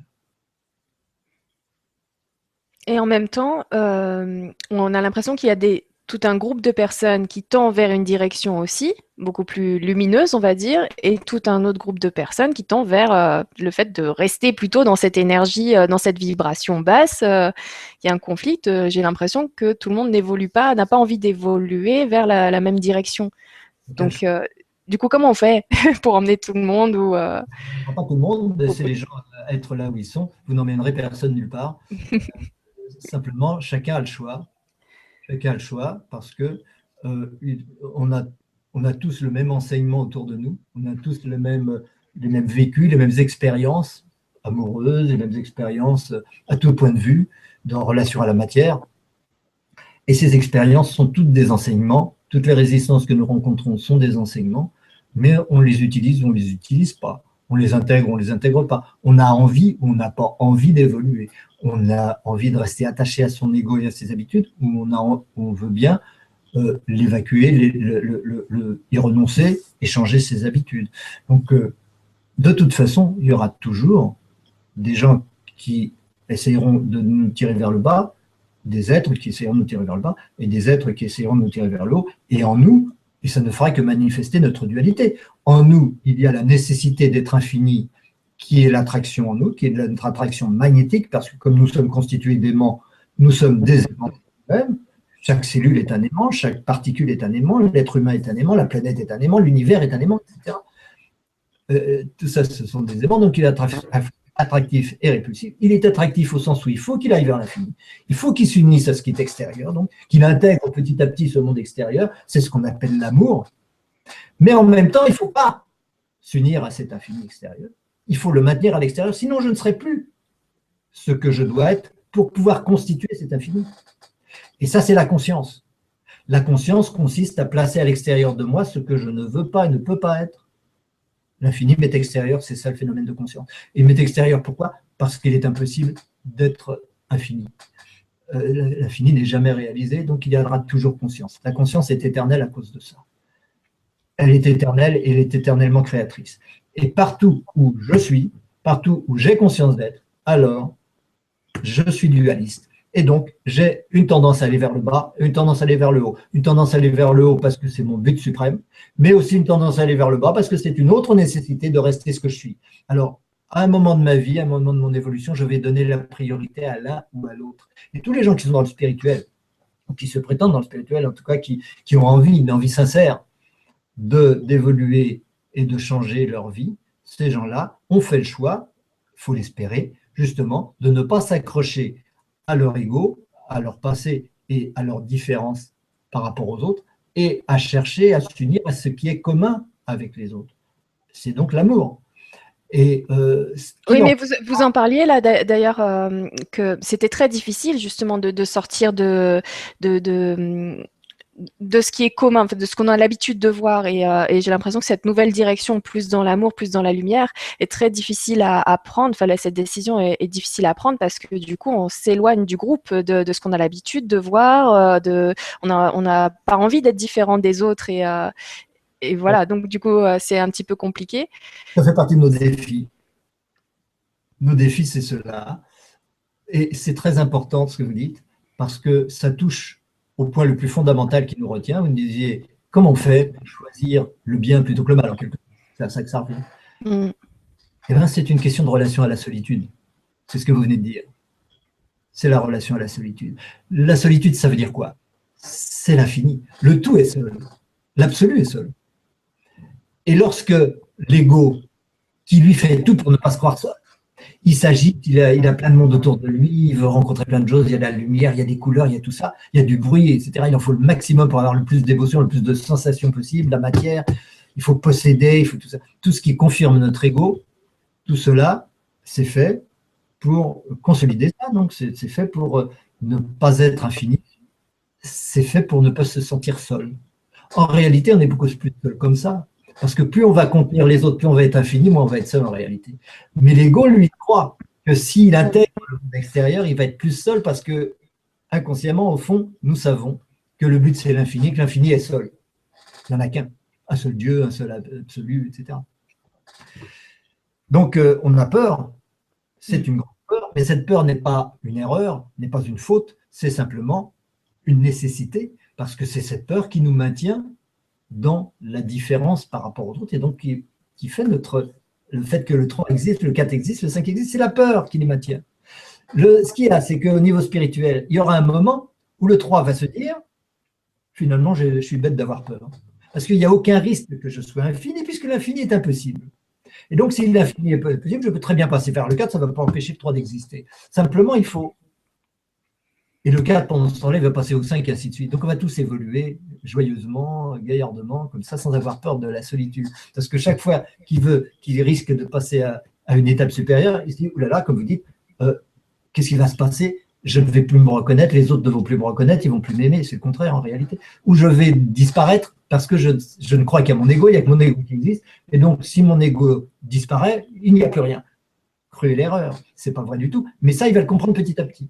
Et ça, c'est l'évolution spirituelle qui va faire qu'à un moment donné, je me dirais, mon ego, je suis très content de l'avoir, je le respecte, je l'adore. C'est du passé, on passe à autre chose. J'étais le 3, je passe au 4. Je suis content de passer au 4. Je vais passer au 5, je vais passer au 6. Parce que de toute façon, il n'y a pas d'objectivité, pas de réalité de tout ça. Le 3 existera toujours, le 4 existera toujours, tout existera toujours.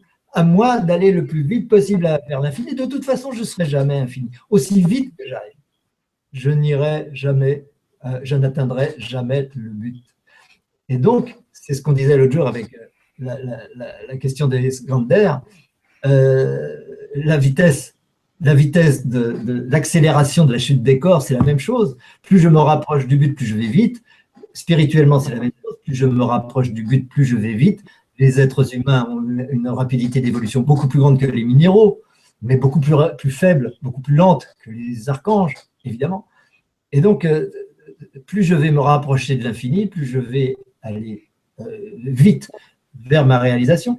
Je peux aller aussi vite que je veux. Il n'y a aucun risque que je sois infini, parce qu'à tous les niveaux de mon évolution, je ressentirai toujours un monde extérieur, j'aurai toujours la conscience, et je serai toujours face à des obstacles qui me paraîtront matériels, et avec une matière de plus en plus subtile, certes, mais qui me paraîtront toujours matériels, un tant soit peu, et qui m'éviteront de me sombrer dans l'infini. Je ne peux pas sombrer dans l'infini. On peut dire « Oh, quel dommage, c'est trop triste, on ne peut pas réaliser son but, on ne peut pas devenir Dieu. » Mais ce n'est pas du tout triste, ce n'est pas du tout dommage. Si nous pouvions, il y a longtemps que ce serait fait, et on ne serait plus là, parce qu'il n'y aurait plus de conscience. Une conscience infinie n'est pas une conscience. Quand on a médité ça et qu'on a compris ça, il y a beaucoup de choses qui sont claires. Si ma conscience était infinie, elle ne serait pas conscience. Pour que la conscience soit, il faut qu'elle soit délimitée, et qu'elle soit délimitée à un univers. L'univers n'est là que pour délimiter ma conscience, donc c'est grâce à l'univers que je suis. Donc j'ai toutes les raisons d'aimer cet univers, quel qu'il soit.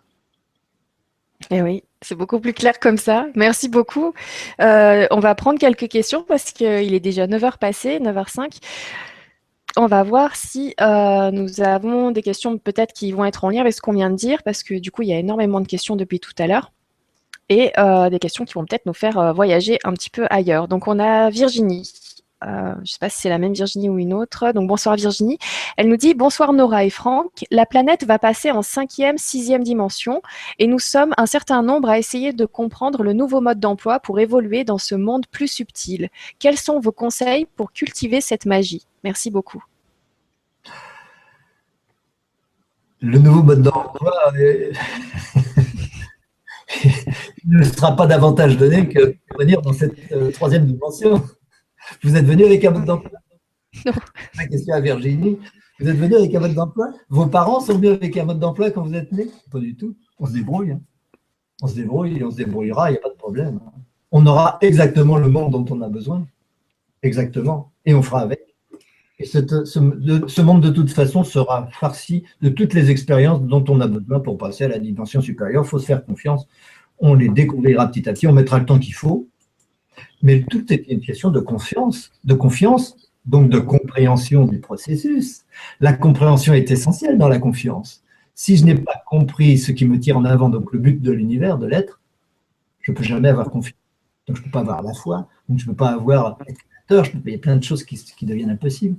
Donc cette confiance, elle est fondamentale. Et si j'ai cette confiance, il faut aussi que j'aurai le désir. Parce que ce qui empêche d'avoir le désir d'évoluer, c'est le manque de foi, le manque de confiance. Le manque de confiance, c'est le manque de compréhension. C'est pour ça que la métaphysique est la base de tout.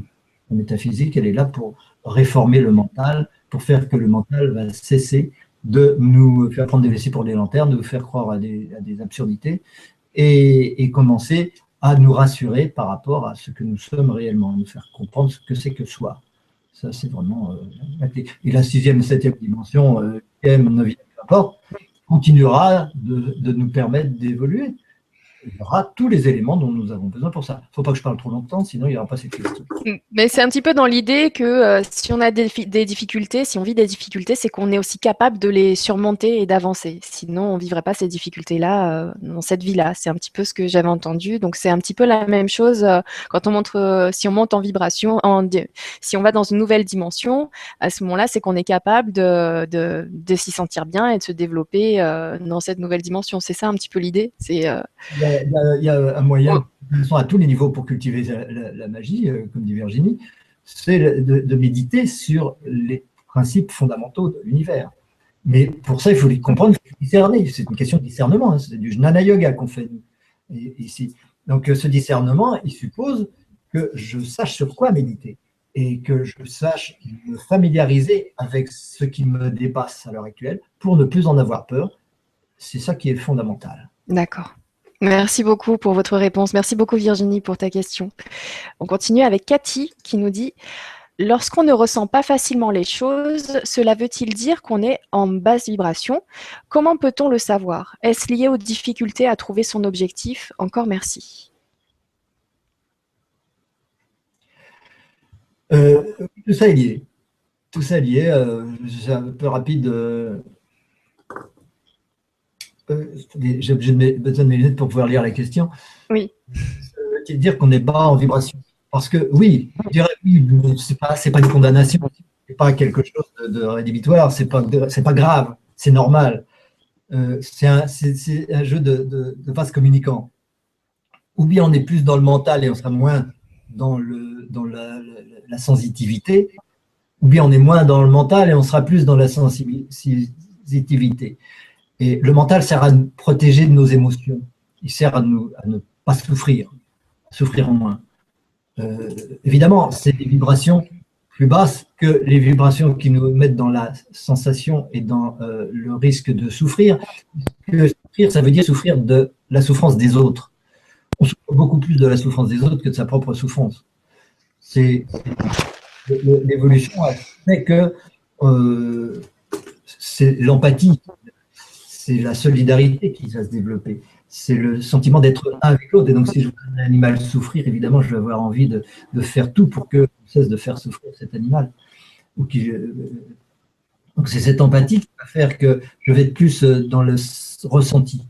Et si je suis plus dans le mental, c'est pour me protéger de ça. Mais le fait d'être plus dans le mental, évidemment, ça me ramène plus bas dans les vibrations. C'est tout à fait obligatoire. Évidemment, je vais être moins créateur aussi. Je vais être moins créatif, je vais être moins libre, tout simplement. Parce que plus je vais me rapprocher de mon but, plus je vais être créatif. Donc, mon propre but est un moyen d'aller vers le grand but. Mon propre but, mon but personnel, est une étape par rapport au grand but. Donc, si je suis suffisamment dans la peur pour ne pas vouloir voir mon but, donc je vais être dans le mental, c'est obligé. La mentale et la peur, ça va ensemble. Donc, je ne vais pas voir mon but parce que j'ai peur de l'infini. Donc, qu'est-ce que je dois faire? Je vais me familiariser avec cet infini en sachant, en comprenant qu'il n'est pas une menace. qui n'est pas un danger, qu'il n'y a aucun risque de, de sombrer dans la solitude ou dans la disparition de ma conscience parce que je vais progresser, parce que je vais me détacher de mon ego et me dire oh bah chouette, mon ego bouge, si mon ego change, si mon ego disparaît, qu'à ça ne tienne. Il y en aura un autre pour le remplacer de toute façon, qui sera mieux.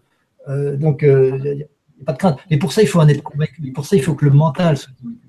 Donc, parce qu'au niveau de l'inconscient, du cerveau droit et de notre intuition, nous savons plein de choses. Mais le mental fait en sorte que nous ne les sachions pas, que nous ne les reconnaissions pas. Et donc, ce sur quoi il faut agir, c'est le mental. C'est pas du tout ce qu'on dit dans les milieux spirituels. On dit le mental, on s'en fout, il faut le mettre à la poubelle. Pas du tout. Le mental, c'est ce dont il faut se détacher, certes. Mais pour s'en détacher, il faut le rassurer, il faut lui expliquer, il faut qu'il comprenne qu'effectivement, l'être est immortel, qu'effectivement, l'infini est son avenir et son but, qu'effectivement, il est créateur et qu'effectivement, ce n'est pas dangereux ni d'être créateur, ni d'être dans l'amour, ni d'être dans l'unité avec l'autre, et qu'au contraire, je vais devenir en plus... Il faut qu'ils comprennent ces choses-là, mais il faut les comprendre par la logique. Là, je ne les explique pas. Je ne les explique pas du tout. Il faut lui expliquer. Pour lui expliquer, il faut faire la métaphysique et de la haute métaphysique, évidemment, il n'y a pas 36 solutions. Il faut réformer le mental pour que ces peurs disparaissent et qu'après, on se dise, bon, ok, ça va aller. Je vais pouvoir passer à une étape supérieure et puis mon ego, je vais en être spectateur. Il arrive, il s'en va, il arrive, il s'en va, il arrive, il s'en va, c'est merveilleux. Il n'y a pas de problème, pas de risque. Il faut apprivoiser, éduquer son mental, il faut voilà, travailler avec lui. Merci beaucoup pour votre réponse. Merci beaucoup, Cathy, pour ta question. On continue avec Patricia qui nous dit « Peut-on avoir un travail qui ne nous épanouit pas et être tout de même élevé vibratoirement dans la vie? Est-ce incompatible ?» Ça dépend aussi de si ce fait de faire un travail qui ne nous épanouit pas est un sacrifice ou pas. Mais ce n'est jamais une très bonne solution. Même si c'est un sacrifice, ce n'est pas une bonne solution. Il faut faire des choses qui s'épanouissent. Cela dit, on peut s'épanouir dans n'importe quoi. En réalité, on peut s'épanouir dans n'importe quoi. Mais pour ça, il faut quand même être un peu maître de soi, maître de ses émotions, maître de tout un tas de choses. Savoir pourquoi on travaille, savoir quel est le grand but qui nous domine tous, et faire quelque chose d'extrêmement modeste qui ne nous satisfait pas à un moment. On peut le faire avec joie, on peut le faire avec créativité, on peut le faire avec plein de choses. C'est rare, c'est difficile. Donc, d'une façon générale, choisissez de faire ce que vous aimez. C'est absolument indispensable de faire ce qu'on aime.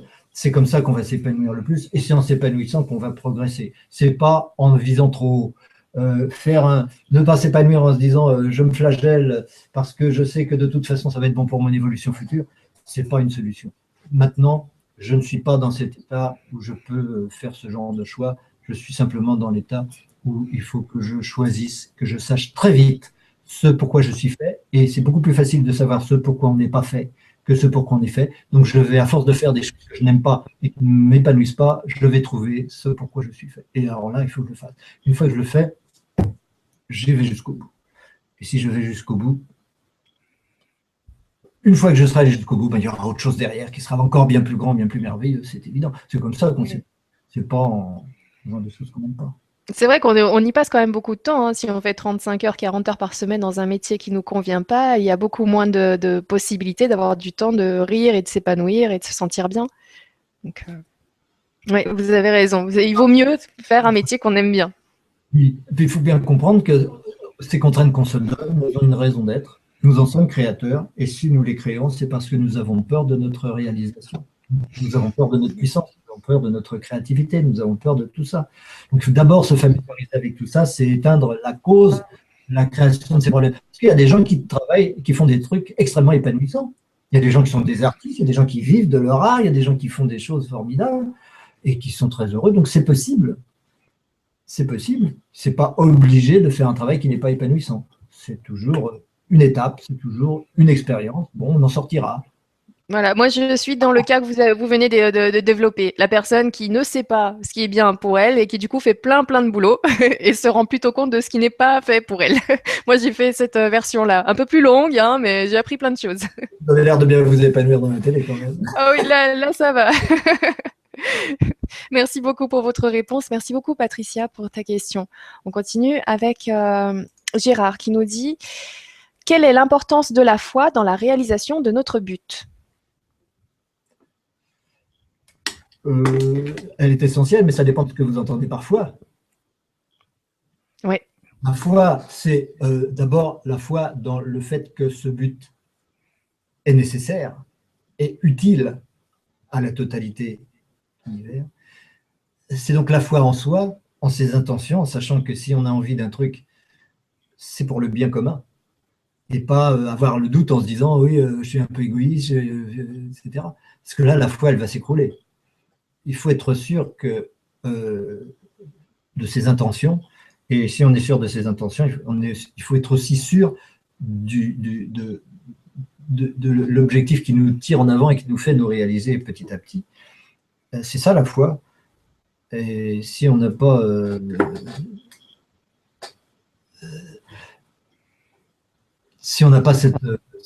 cette confiance et en soi et en ce qui nous domine, eh ben, on va avoir du mal à passer de l'un à l'autre. Moi, j'aurais pu dire autre chose, mais ça m'échappe. C'est pas grave. Enfin, excusez-moi. Ça reviendra. S'il faut que ça revienne, ça reviendra. En tout cas, ça dépend de ce qu'on entend parfois. Hein. C'est pas quoi. Oui, je vois, parce que là, vous pouvez partir dans plein de directions différentes et y passer aussi des heures, si c'est la foi, plutôt la foi religieuse, ou si c'est la foi en ce but, ou si c'est la foi en soi, ou si... Et voilà, c'est compliqué. Un petit peu plus de détails, Gérard, si tu peux réécrire la question en détaillant un petit peu plus, ce serait gentil. Merci beaucoup. On va passer à une autre question. Alors, de Yves, qui nous dit « Bonjour, à certains moments, je ressens de l'énergie sur les mains, les bras, toute la tête, au niveau du troisième œil, sous les pieds. J'ai l'impression d'être un efferalgan effervescent plongé dans l'eau tellement ça pétille. Quoi penser de cela? Merci. » Que du bien. C'est merveilleux. Ça peut être désagréable. Hein. Ça veut dire que ça circule sec. Hein. Donc, que du bien. C'est très bien. Donc... Bon, il faut l'utiliser.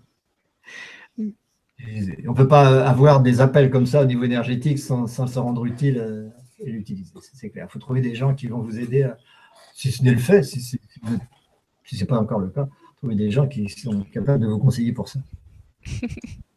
Mais il n'y a pas de quoi s'inquiéter. Il y a à s'inquiéter si ça se retourne contre soi, et ça peut se retourner si on ne l'utilise pas, justement. Donc, bon. Mais que l'énergie circule beaucoup, comme ça, c'est bien. Ça peut être une sensation excessive, peut-être, mais là, il y aurait 36 000 choses à essayer de voir pour comprendre ce qui se passe. Et on ne peut pas savoir ça en 5 minutes. C'est vrai. Mais je vous remercie quand même beaucoup pour votre réponse et merci beaucoup, Aïf, pour la question. On poursuit avec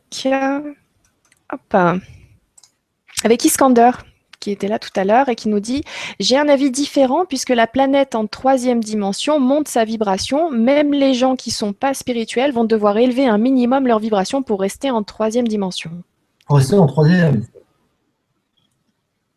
Donc, qu'est-ce que vous en pensez? C'est par rapport à votre réponse, du coup, tout à l'heure, quand vous étiez en train de nous expliquer que il y en a certains qui vont évoluer, d'autres non. Et là, donc, on a Iskander qui nous dit que si même les êtres qui sont en 3e dimension aujourd'hui vont forcément devoir élever un minimum leur vibration pour rester en 3e dimension.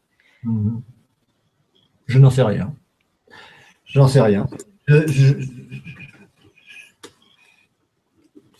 Ça me paraît peut-être pas totalement impossible, mais pour l'instant, je ne... Difficile à dire. Je ne vois pas en quoi c'est nécessaire, mais peut-être. C'est à réfléchir. Je n'ai jamais étudié la question. Merci Iskander pour ce nouvel axe de réflexion. Merci beaucoup. Nous avons Nancy qui nous dit question. Par rapport au but, la distance est toujours infinie. Est-ce que vos théories coïncident avec l'apprentissage dans le livre Un cours en miracle, où le but final est le retour à la source, ou selon vous, c'est inaccessible, distance infinie? Oui, c'est inaccessible. Mais il n'y a pas de retour à la source de toute façon.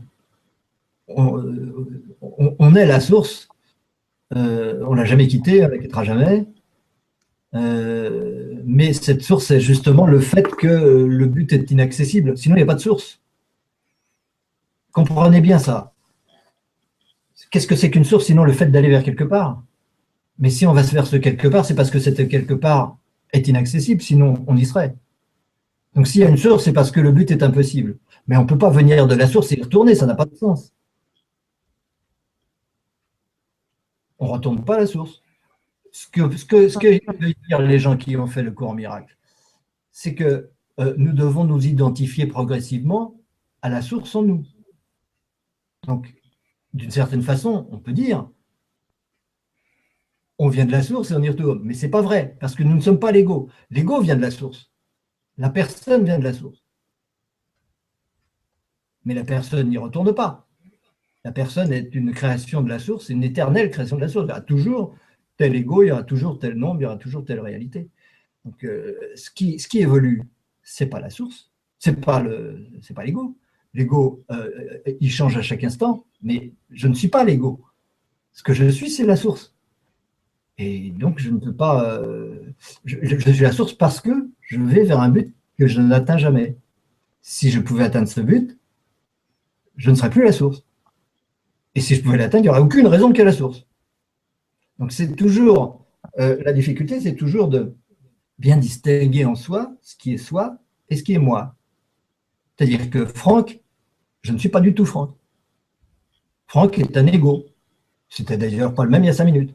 Donc 5 minutes, ça ne sera plus non plus le même. On l'appelle toujours Franck, c'est possible. Mais moi, c'est une chose. Je, c'en est une autre. Je, c'est la conscience qui se croit Franck ici, qui se croit Nora de l'autre côté de l'ordinateur. Oui. et qui tout à l'heure, et qui est notre, qui ne s'est pas toujours cru Franck, et qui ne se croira pas toujours Franck. Ben, moi, j'aime bien le fait de savoir qu'une partie de moi, c'est vous et que voilà, j'ai réussi à comprendre plein de trucs. Ça fait du bien. Donc, le problème dans toutes les philosophies, dans toutes les écoles de pensée, c'est la précision des concepts. N'est-ce pas? De qui je parle quand je dis je suis la source? Ben non, si je dis je suis la source, ok, je suis la source, mais dans ce cas-là, je ne suis pas l'ego. Mais si je ne suis pas l'ego, je ne vais pas évoluer vers la source. On ne sait pas exactement de quoi on veut parler. Il faut être plus précis que ça dans les concepts. Sinon, c'est très bien. C'est très bien. C'est comme toutes les philosophies qui aident à prendre conscience qu'on est créateur, c'est formidable. Simplement, ce qui va vers la source, c'est le fait d'être conscient d'être la source. Oui, je vais être de plus en plus conscient d'être la source. Mais si je suis la source, alors je ne suis plus l'ego. Je ne peux pas dire que j'en viens. C'est pas grave. Ça se précisera petit à petit. Un peu de temps, un petit peu de temps. Merci beaucoup pour votre réponse. Merci beaucoup, Nancy, pour ta question. Nous avons Muriel qui nous dit une petite question très courte, mais très intéressante. Quel est le but de l'univers? Ce qui est très important, c'est de...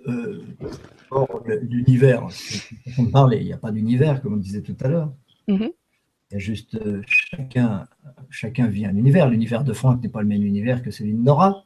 Ce sont des univers totalement distincts. Il y a des tas de points communs, bien sûr, parce que nous sommes dans des niveaux vibratoires assez proches, mais ce sont quand même deux univers parfaitement distincts. Donc, il n'y a pas d'univers. L'univers, donc, poser la question du but de l'univers, c'est pas très...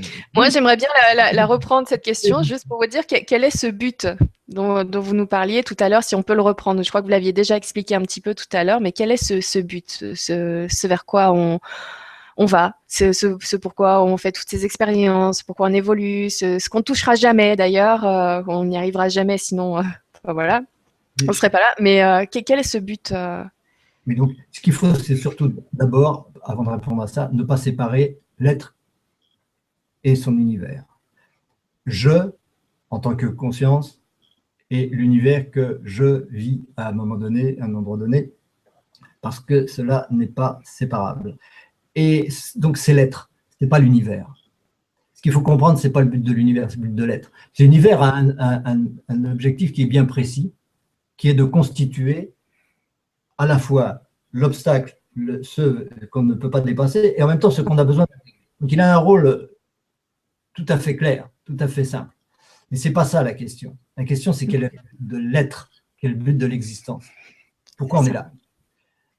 Parce que sinon, l'univers en lui-même, c'est comme le but de la matière. On peut définir quel est le but de la matière par rapport à l'être. Le but de l'être, il faut bien se dire que l'être n'est pas le but en lui-même. Si on pose la question d'ailleurs, c'est bien ce qu'on sous-entend. L'être n'est pas le but, comme l'univers n'est pas le but. Ce sont des moyens. Ce sont des moyens d'un but. Quel peut être le moyen d'un... quel peut être le but d'un moyen qui est l'être, sinon le néant? Donc l'univers, c'est en fait notre terrain de jeu qu'on utilise pour aller vers ce but, c'est ça? Oui, sans jamais pouvoir l'atteindre puisque c'est l'infini. On ne peut pas ne pas aller vers l'infini parce que l'infini est une nécessité. Comment dire? Il y a forcément un tout. On est d'accord là-dessus. Il y a forcément un tout. Oh, le joli chat. Il est attiré par les bonnes vibrations. Bon, c'est pas grave. Il y a forcément un tout. Ce tout est forcément infini. Ça, c'est deux choses qu'il faut vraiment comprendre. Quel que soit ce tout, qu'on l'appelle Dieu, qu'on l'appelle l'univers, qu'on l'appelle la matière, qu'on l'appelle l'esprit, qu'on appelle... peu importe. Il y a forcément un tout. Même le néant, c'est le tout. Mais pour que ce tout... Le tout doit nécessairement être infini. Donc, l'infini est une nécessité absolue. Maintenant, l'infini, il ne peut pas y avoir un tout qui soit quelque chose. C'est une autre chose qu'il faut absolument comprendre. L'infini, le tout ne peut pas être quelque chose parce que c'est infini. Donc, il ne peut pas y avoir de tout qui soit l'esprit. Parce que l'esprit, il a des caractéristiques. À partir du moment où il a des caractéristiques, il n'est pas tout. Ça ne peut pas être la matière, ça a des caractéristiques. Ça ne peut pas être l'univers. L'univers est quelque chose de précis, de défini, ça a donc des caractéristiques. Ça ne peut pas être tout, ça ne peut donc pas être infini. Il n'y a pas d'état infini. Il n'y a qu'une nécessité de l'infinitude. Cette nécessité de l'infinitude, c'est le but. Moi, je dis c'est le néant, bien entendu, puisque cet infini ne peut être que nul. L'infinité est nulle, c'est le néant. La nullité infinie, c'est le néant. Pourquoi l'infini est forcément nul? Parce qu'il ne peut pas être quelque chose. L'infini ne peut pas être quelque chose. S'il est quelque chose, il n'est pas infini, il est défini. Et donc, il est forcément nul. Donc, de toute façon, le but sera toujours et a toujours été le néant et ne pourra pas ne pas être le néant. Le néant est la seule chose qui n'ait pas besoin d'explication, qui n'ait pas besoin de cause. L'être a besoin d'une cause. C'est un effet, c'est un moyen. L'être, comme l'univers, comme la matière, comme n'importe quoi, est un moyen, est un effet qui a donc une cause. Le néant est la seule possibilité de ne pas avoir de cause. Il n'y a pas besoin de cause pour le néant. Donc le néant a une supériorité absolue sur tout autre. Sur l'être, sur l'univers, sur tout ça. Parce que si les causes de l'univers s'éteignent, alors c'est le néant. Il n'a pas besoin de conditions pour être. Il n'a pas besoin, disons plutôt, il n'a pas besoin de cause, alors que l'univers, lui, a besoin de cause. C'est très facile de reconnaître que le but de l'univers, c'est le néant. Après, ça fait peur. Mais ça fait peur au mental. Mais c'est pas grave. Enfin, c'est grave. Pendant un petit moment, ça peut le troubler. Mais le mental doit être éduqué pour comprendre qu'il n'y a aucun risque, puisque de toute façon, on ne peut pas atteindre l'infini. Le but ne peut pas être atteint parce qu'il est infini. Donc, on sera toujours dans les limitations. Et donc, l'univers a pour but sa négation, son absence, qui, elle, n'est jamais réalisée. La conscience existera toujours. Elle ne s'éteindra jamais et elle créera et recréera éternellement des univers. Elle ne peut pas faire autrement. Qui sont tous les moyens nécessaires pour constituer progressivement l'infini. Mais l'infini est le but en soi. Infini qui n'a pas de caractéristiques, sinon d'être nul. D'accord. Merci beaucoup. C'était bien de faire un petit rappel sur ce qu'on avait vu tout à l'heure. Et oui, effectivement, c'est le fait de le comprendre. De l'admettre, c'est difficile. Mais bon, il va mettre des obstacles de toute façon. Pas le néant, il n'aime pas la solitude, il n'aime pas, il y a plein de choses qu'il n'aime pas. Il faut qu'il s'y habitue, simplement. Mais après, voilà, ça permet tellement de prendre du recul avec plein de choses et du coup de s'amuser à vivre parce que tout ça n'est qu'un grand terrain de jeu, j'ai un petit peu l'impression. Donc voilà, on s'amuse à évoluer, à vivre, à avancer et Et dans tous la joie et la bonne humeur. les grands éveillés le confirment, hein, à un moment ou à un autre, ils disent ah oui, c'est bien ça, j'arrivais pas à mettre des mots dessus, mais c'est bien avec ça que j'ai été en contact, avec cette nécessité du néant. Moi, j'appelle la nécessité du néant, c'est ça qu'on peut appeler Dieu, c'est la nécessité du néant. Non pas le néant lui-même, mais le fait que le néant est une nécessité, parce que c'est ça qui est créateur. Pour que le néant soit, alors il faut passer par toutes les étapes de l'univers. En réalité, on n'arrive jamais à ce néant, mais en réalité, si on y réfléchit bien, il est quand même, parce que c'est l'instant présent. Et tout l'univers est dans l'espace-temps pour permettre l'instant présent. L'univers n'est que espace et temps. Apparence, illusion. Nous vivons tout le temps dans l'espace et le temps. Et pourtant, nous savons que notre réalité est présente. Simplement, l'instant présent, il est nul et infini. N'est-ce pas? Il est nul, il n'a pas de durée. Donc, s'il est nul, il est nul tout court. Donc, c'est le néant. L'instant présent, c'est forcément le néant. Et c'est forcément le néant. Il est aussi, évidemment, infini en potentialité. Il contient tous les espaces-temps possibles. Il les contient tous. Tous ces espaces-temps sont potentiellement là. Et j'en choisis un à chaque instant parce que tous sont choisis de toute façon. Chacun d'entre nous est un de ces espaces-temps, un de ces univers. Chacun est nécessaire à la réalisation de l'instant présent. Nous passons notre temps à essayer d'être dans le présent sans jamais y arriver totalement. Et toutes les activités importantes de l'être humain consistent à essayer d'être de plus en plus dans l'instant présent. On peut être de plus dans l'instant présent en faisant la vaisselle, c'est très bien. On peut faire un yoga de la vaisselle, être parfaitement en accord, en harmonie et en présence avec ce qu'on fait, avec ses gestes et les objets qu'on touche, etc., les sensations. C'est ça, de plus en plus en présent. Mais il n'y sera jamais totalement. On s'en rapproche. On peut être dans le présent avec toutes les activités possibles, en faisant de la musique, en faisant la guerre. Et bien, d'ailleurs, par rapport à ça, nous avons... Être dans le présent. Tout permet d'être dans l'instant. Tout aide à être dans le présent. Mais rien n'y aboutit jamais. On n'est jamais totalement dans le présent. Si on y arrive, c'est fugace. Hop, c'est déjà parti. Mais il y a Catherine, je voulais vous dire, il y a Catherine qui nous dit si faire son ménage en dansant, ça aide. Bref, n'avoir pour but que de vivre en harmonie avec soi-même, est-ce un bon début? Merci beaucoup. Dans l'instant présent. C'est pas mal, parce que de toute façon, on ne pourra jamais être en bonne harmonie avec soi-même si on n'est pas en harmonie avec tout son environnement. De toute façon, on est obligé de plus ou moins d'être en empathie, de ressentir les choses, etc. Où commence moi-même? Où finit moi-même? Je me touche, j'appelle ça moi-même, et là, ça pique. Alors, je dis c'est moi, et là, ça pique pas, je dis c'est pas moi. Mais j'aurais vite fait de m'apercevoir que c'est inséparable. Donc, on ne peut pas faire du narcissisme et se dire, moi, ce qui m'intéresse, c'est moi et les autres, je m'en fous. C'est comme les gens qui diraient, il faut sauver l'homme, mais on s'en fout de la nature. Ça ne tient pas debout. Ça tient pas debout. On ne peut pas séparer les deux. Donc, ce sera très vite la conclusion de n'importe quelle personne qui se dit, bon, ben, moi, je vais m'occuper de mes affaires et puis je vais essayer d'être heureux quand même, comme ça. La vie, très vite, va lui montrer qu'il est beaucoup plus heureux. D'accord, donc au final, par rapport à sa question, ce serait plutôt vivre en harmonie, est-ce un bon début? Et pas forcément vivre en harmonie avec soi-même, est-ce un bon début? Donc vivre en harmonie. On peut commencer avec soi, on peut commencer avec son proche, les gens avec qui on est en contact, les objets avec lesquels on est en contact, les animaux avec lesquels on est en contact. Et puis après, on étendra ça. Les étoiles, les planètes, on les regarde par la fenêtre, on les voit briller, c'est pas demain la veille qu'on va être en contact avec.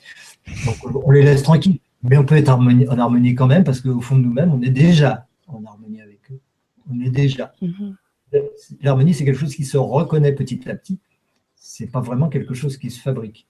Parce que même quand on est en guerre contre son univers, cette guerre est extrêmement superficielle par rapport à toute l'harmonie de fait. D'accord, merci beaucoup. Merci beaucoup pour votre réponse. Merci Catherine pour la question.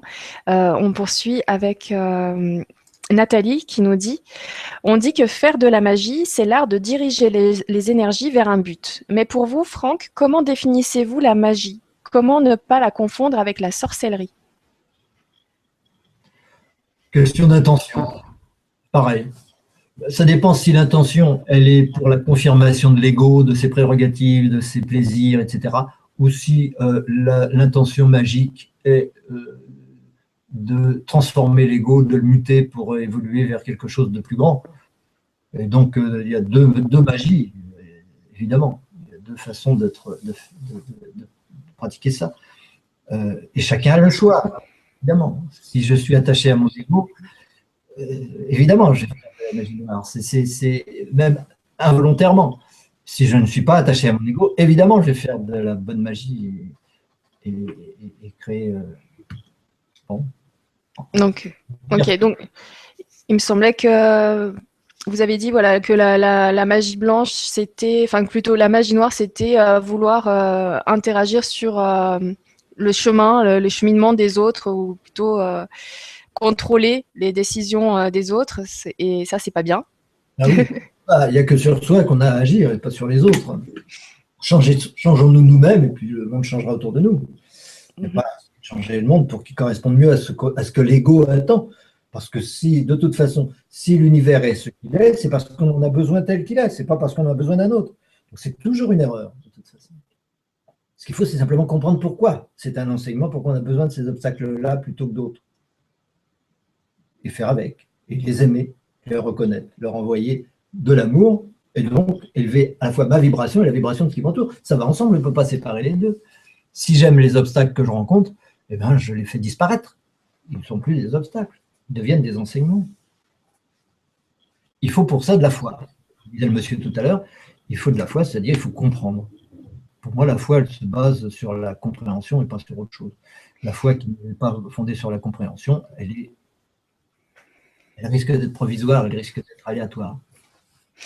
Je vais vous prendre une dernière question, parce qu'il est déjà 21h37. On va prendre une petite dernière question au hasard, sauf si vous voulez en choisir une, vite fait. Moi? Oui, si vous arrivez à les voir, du coup.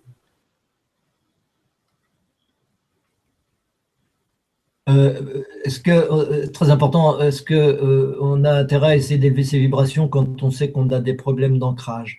Il est totalement illusoire et totalement impossible d'élever ses vibrations si on est séparé comme ça en deux. Effectivement, ce serait dangereux, mais il ne faut pas avoir un orgueil spirituel qui nous ferait vouloir évoluer plus vite que la musique. Si j'ai des problèmes d'ancrage, je dois régler les problèmes d'ancrage et mon niveau vibratoire va s'élever radicalement. Je ne dois pas me préoccuper de mon niveau vibratoire. Ce n'est pas le moment, ce n'est pas d'actualité. Ça aussi, on l'apprend dans les formations dont je vous parlais tout à l'heure. Il y en a une autre D'accord, là c'était la question de Chacha, donc je vous remercie pour la réponse et merci à Chacha Bekasama d'avoir posé cette question. Comment mieux comprendre cette approche lorsqu'on en a la volonté et que l'on ne ressent pas facilement les choses?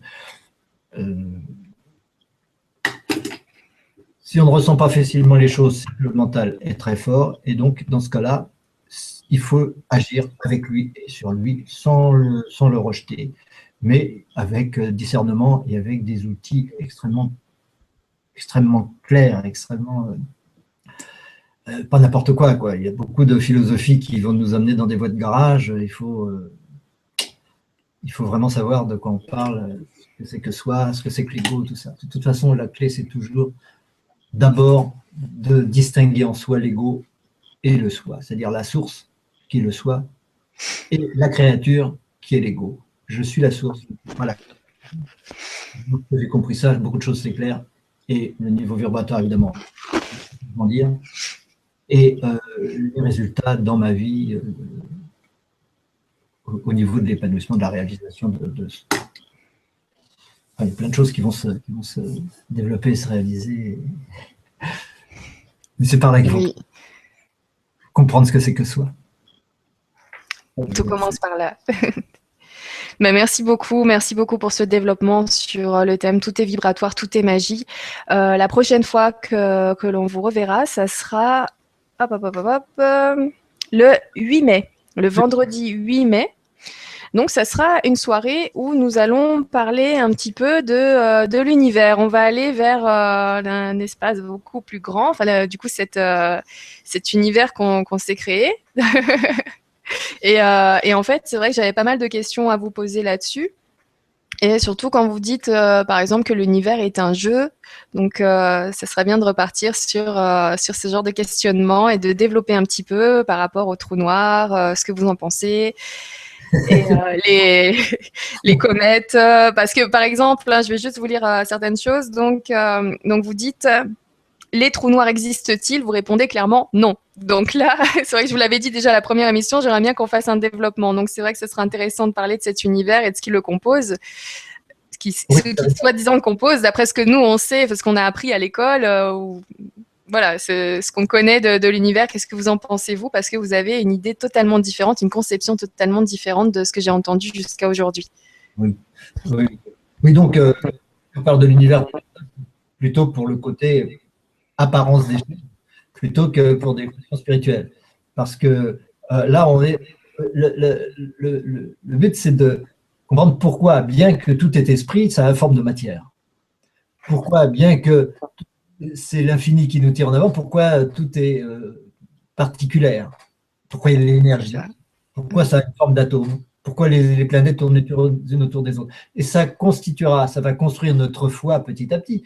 Parce qu'on va comprendre qu'effectivement, il n'y a que l'esprit, et qu'effectivement, l'esprit ne peut pas fonctionner autrement que sous forme atomique. Il ne peut pas fonctionner autrement que sous forme des galaxies, etc. Alors qu'autrement, c'est par les deux, et puis voilà, on est dans le cirage. C'est vrai. Donc, on va voir tout ça avec vous le vendredi 8 mai à 20 heures. Pour nous, eh bien, du coup, je vous retrouve lundi avec Claire Thomas à 20 heures, donc pour l'émission Vos vies antérieures. Je voulais juste vous dire que on va essayer un nouveau format, une nouvelle idée avec Claire Thomas, parce que vous posiez vos questions comme ici, donc sur le côté, et on trouvait que ça manquait d'interactivité. Donc je vous propose pour les plus de 500 personnes qui nous regardent ce soir, ceux qui regarderont du coup le replay demain matin, de m'envoyer un email sur lgc2@legrandchangement.tv, lgc2@legrandchangement.tv, si vous voulez participer en live, en direct, en étant filmé comme nous là en ce moment. Donc le lundi à 20 heures. Donc vous avez un créneau horaire pour m'envoyer un email, ce sera entre 12 heures et 13 heures. Là je cloisonne un petit peu, hein. Déjà. Il n'y a que vous qui êtes informés, qui regardez cette vidéo-là, qui pourrez du coup m'envoyer un email pour participer en live avec Claire Thomas et poser un petit peu plus de questions une fois que vous aurez appris un petit peu plus sur vos vies antérieures. Donc, un email à lgc2@legrandchangement.tv samedi. Donc, vous m'envoyez cet email demain entre 12 heures et 13 heures et je sélectionnerai les 5 ou 10 premières personnes. On verra avec leur combien de personnes on pourra faire passer. Voilà, je vous remercie d'en prendre note et passer ce délai. Donc, les emails que j'aurai reçus après 13 heures, je ne les prendrai pas en compte. C'est vraiment pour voilà, éviter d'avoir plein de mails et puis un petit peu tester ce hasard. Voilà. Et on prendra bien sûr quand même les questions des personnes qui seront là pendant le direct du 20h qui n'auront pas eu cette information-là et qui poseront la question comme d'habitude. Voilà, il y aura un petit mélange moitié-moitié, donc ça sera bien sympa. On va essayer ce nouveau concept. J'espère que ça vous plaira et j'espère que vous avez envie de participer avec nous à l'enregistrement du direct. Je vous expliquerai, je vous donnerai les détails, comment ça va se passer pour lundi dès que vous aurez envoyé un mail et que vous serez sélectionné. Je vous remercie beaucoup énormément pour votre présence ce soir. Je vous remercie tous d'avoir posé toutes ces questions. Nous étions nombreux et ça fait très plaisir, ça fait chaud au cœur. Et comme d'habitude, eh bien, Franck Atem, je vous laisse le mot de la fin. Merci beaucoup. Merci. Un jour, on parlera aussi du hasard, hein, après tout. Ce sera sympathique. Hein. Et parce qu'on n'a pas eu assez le temps de parler du but et tout ça, mais c'est vraiment petit à petit, tout ça va s'éclaircir et petit à petit, on comprendra à quel point tout est lié et qu'avec un seul concept, une seule idée, une seule équation, un seul principe, eh bien, on peut rendre compte de tous les aspects de l'être, tous les aspects de l'univers et s'apercevoir que c'est soi et que soi c'est l'autre. C'est la même chose. Merci beaucoup. Bonsoir, merci.